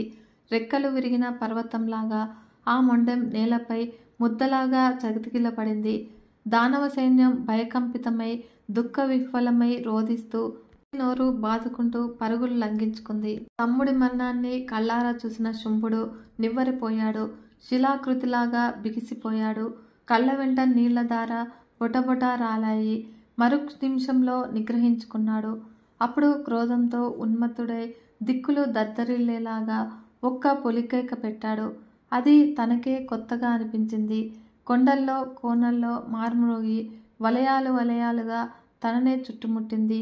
కాలం కాదు, దైవమే అన్నింటికన్నా గొప్పది అనే ఆలోచన మనస్సులో ఒక మెరుపులాగా తళుక్కున మెరిసింది. శ్రావణంలో కురవని మేఘాలు ఒక్కొక్కసారి మాఘంలో కురుస్తూ ఉన్నాయి. కాలంలో కుంభవృష్టి కాలానికి ఒక నియమితి లేదు. అది నిమిత్త మాత్రము. దైవమే బలవత్తరము. అది అనుకూలిస్తేనే ఏ పౌరుషాలైనా కూడా ఫలిస్తాయి. లేకపోతే అంతా వ్యర్థమే. దేవతలను కూడా గడగడలాడించిన నిశుంభుడు ఒక అబల చేతిలో దారుణంగా మరణించాడు. ఇంతకన్నా నిదర్శనం ఏమి కావాలి? మహాశూరుడు రక్తబీజుడు నిహతుడయ్యాడు. ఇంక నేను ఒక్కడిని మిగిలాను. అపకీర్తిని ఒడిగట్టి జీవితాశను పెంచుకొని మాత్రము ఏమి చెయ్యగలను? ఏమి సాధించగలను? కాలం దాపురిస్తే ఎవడైనా గతించవలసిందే. త్రిమూర్తులకు అష్టదిక్పాలకులకు సూర్యచంద్రులకే ఇది తప్పనప్పుడు నేనెలా తప్పించుకునేది? మరణము దైవ నిర్మితము. దానికి భయపడేవాడు మూఢుడు. పుట్టిన ప్రతి ప్రాణి కూడా గిట్టక తప్పదు. గిట్టిన ప్రతి జీవి పుట్టక తప్పదు. అశాశ్వతమైన ఈ శరీరాన్ని నమ్ముకొని శాశ్వతమైన కీర్తిని వదులుకోవడం అవివేకము. ఏమో వీరమరణమో ఏదైనా దైవ స్వరూపమే. ఆహ్వానించగలిగినదే సాధించగలిగినదే అంటూ నిశ్చల చిత్తంతో సూతుడి వెన్న తట్టి అన్నాడు. అప్పుడు రథం కదిలింది. అంబికాదేవి ముందు నిలిచింది. శుంభుడు ఏకాగ్ర చిత్తంతో చూశాడు. త్రైలోక్య మోహిని సింహవాహనారూఢ సర్వాభరణ విరాజమాన సర్వలక్షణ సంవృత కనిపించింది. దేవగంధర్వ అమరులు స్తుతిస్తూ ఉన్నారు. పారిజాత పుష్పాలతో అర్చిస్తూ ఉన్నారు. అంబికాదేవి నిశ్చలంగా శంఖం పూరిస్తుంది. ఘంటా నినాదం చేస్తుంది. శంభుడు మోహపరవశుడయ్యాడు. కామమోహితుడయ్యాడు. అనూహ్యంగా మన్మదార్తికి లోనయ్యాడు. ఆహా, ఏమి రూపము, ఏమి సౌందర్యం, ఏమి రణచాతుర్యము! పరస్పర విరోధులైన తీగలాగా ఉంది. పోవడం కన్నా పోరాడి మరణించడమే శ్రేయస్కరము. విజయమో వీరమరణమో విధి విహితం ఏదో అది ఈ పూట జరిగి తీరుతుంది. శుంభుడు ఇలా అన్ని విధాలుగా ఆలోచించి యుద్ధానికి నడుం బిగించాడు. ధనుష్టంకారం చేసి హుంకరించాడు. రథాన్ని మరింత ముందుకు పోనిచ్చి, యుద్ధం చెయ్యి, ఇప్పటిదాకా నువ్వు శ్రమ అంతా కూడా ఈ క్షణంతో వృధా అయిపోతుంది. నీ మూర్ఖత్వం ఏమిటో ఎంతకీ అర్థం కావటం లేదు. ఒక ఆడది ఇలా యుద్ధానికి దిగడం కనీ విని ఎరగను. ఇది స్త్రీ ధర్మానికే విరుద్ధము. అయితే నీ వంటి అందగత్తెలకు చూపులే బాణాలు, కనుబొమలే ధనుస్సులు, భావాలే శస్త్రాలు, నాలాంటి పురుషుడే లక్ష్యము, సుగంధ ద్రవ్యాలే సన్నాహాలు, మనోరథాలే రథాలు. ఏమీ అవసరం లేదు. ఇతర శస్త్రాలను అస్త్రాలను ధరించడము కేవలము అభినయము. రూపం ధరించి వచ్చి నిలబడు, కర్కశంగా మాట్లాడు, నన్ను రెచ్చగొట్టు, అప్పుడు యుద్ధం చేస్తాను. అంతేగాని ఇంతటి అందగత్య మీద కత్తి తీయటం ఎలాగా? నాకు చెయ్యకూడదు. ఓ బాలమృగనాయక, నన్ను క్షమించు. ఈ రూపంలో నిన్ను సంహరించలేను అంటూ ఉన్నటువంటి శంభుణ్ణి చూసి జగదంబిక చిరునవ్వులు చిందించింది. మందమతి, కామమోహితుడవై పలవరిస్తూ ఉన్నట్లున్నావు. నా మీద కత్తి దుయ్యలేకపోతే పోని, ఇదిగో కాళిక ఇక్కడే ఉంది. నువ్వు కోరుకున్న క్రూర కరాల రూపంతో ఉంది. ఈవిడతో యుద్ధం చెయ్యి. నీ ఇష్టం వచ్చిన ఆయుధాలతో ప్రహరించు. నేను ప్రేక్షకురాలనై సాక్షి మాత్రంగా నిలబడతాను. యుద్ధమే చెయ్యను. చెయ్యాలి అనే ఉత్సాహం కూడా లేదు అని గేలి చేసి కాళిక వైపు తిరిగి మృదువుగా, హే కాళికే, ఈ కురూప ప్రియుణ్ణి సంహరించు అంది జగదంబిక. అప్పుడు వెంటనే కాళికాదేవి 1000 మణుగుల బరువున్నటువంటి ఇనుపగదను అవలీలగా చేతబట్టుకుని క్రూరంగా వికటంగా విరగబడి నవ్వుతూ శుంభుడిని ఎట్ట ఎదుట నిలిచింది. దానవ నాయకుడు గదను ధరించి కలియబడ్డాడు. ఇలా ఇద్దరికీ కూడా భీకర సంగ్రామం జరిగింది. పాదఘాతకాలతో భూమి ఇస్తోంది. గదాఘాతాలతో ఆకాశం చిల్లులు పడుతోంది. అత్యంత అకవంగా శంభుడి వ్రేటుకు తప్పించుకుని బలంగా గుండెలపై కొట్టింది. వాడికి కన్నులు బైర్లు కమ్మాయి. తేరుకునేలోగానే వాడి రథాన్ని, సారథిని, గాడిదలను నుజ్జు చేసేసింది. భైరవ స్వరూపంతో భీకరంగా నవ్వింది. ఇంతలోకి శుంభుడు తేరుకున్నాడు. అప్పుడు విరగబడి నవ్వుతూ ఉన్నటువంటి కాళికాదేవి గుండెలకు గురిపెట్టి గదను గిరగిరా తిప్పి విసిరాడు. వెంట్రుకవాసిలో నేర్పుగా తప్పించుకుంది. కత్తి దూసి ముందుకు వచ్చింది. గదను విసిరిన ఊపులో ముందుకి తూలిన శంభుడి ఎడమ భుజాన్ని లేత కొమ్మును నరికినంత తేలికగా నరికివేసింది. శుంభుడు రక్తసిక్తుడుగా గాత్రుడై తూలిపడ్డాడు. మిగిలిన కుడి చేతితో కత్తి దూశాడు. అయితే దూసినంతలోనే కత్తితో సహా కుడి భుజం కూడా రాలిపడింది. కాళికా నైపుణ్యానికి దేవతలు కూడా ఆశ్చర్యచకితులయ్యారు. శుంభుడు క్రోధం పట్టలేక ఎగిరి కాళ్లతో తన్నడానికి ప్రయత్నించాడు. అప్పుడు 2 కాళ్లను కూడా ఒకేసారి ఖండించింది. నేలకు దిగబడ్డాడు. నిలువు అని అరుస్తూ ఉన్నాడు. తొడలతోనే చరచరా వస్తూ ఉన్నాడు. అప్పుడు కాళికాదేవి కన్నులు చిట్లించి క్రూరంగా నిశితంగా చూసింది. మరొక్క ప్రహారంతో శిరస్సును ఛేదించింది. రక్తం ఉబికి ప్రవాహాలు కట్టింది. కళేబరము గిరగిరా శిఖరంలాగా ఒరిగింది. శుంభుడి ప్రాణాలు అనంత వాయువుల్లో కలిసిపోయాయి. ఇంద్రాది దేవతలు ప్రత్యక్షమై కాళికను, అంబికను స్తుతించారు. సుగంధ పరిపణాలను వెదజల్లుతూ చల్లని వాయువులు వీతించాయి. దిక్కులు తేటపడ్డాయి. ను ఆనందంతో ప్రదక్షిణార్చులను ఎగజిమ్మాయి. హతశేషులైన దానవులు జగదంబికను శరణు వేరారు. ఆయుధాలను విసర్జించి పాతాళానికి వెళ్ళిపోయారు. వ్యాస మహర్షి జనభజేయ, ఇది దేవి చరితంలో ఉత్తమోత్తమ ఘట్టము. దానవులను శిక్షించింది, దేవతలను రక్షించింది. ఈ ఘట్టాన్ని భక్తితో చదివినవారు, విన్నవారు సకల జయాలను పొందుతారు, కృతార్థులవుతారు. సంతానం లేని వారికి సంతానం కలుగుతుంది. నిర్ధనులు ధనవంతులవుతారు. రోగులకు పరిపూర్ణ ఆరోగ్యం చేకూరుతుంది. శత్రుభయం నశిస్తుంది. కోరికలన్నీ కూడా తీరుతాయి. ఇది జయప్రదము, విజయప్రదము అయిన ఘట్టము. వీడియో కనుక మీకు నచ్చినట్లయితే ఒక చిన్న లైక్ చేసి మన ఛానల్ని ఇంతవరకు సబ్స్క్రైబ్ చేసుకోకుంటే సబ్స్క్రైబ్ చేసుకొని సపోర్ట్ ఇవ్వండి ఫ్రెండ్స్. మరొక మంచి వీడియోతో మీ ముందుకు వస్తాను. అంతవరకు సెలవు. నమస్కారం.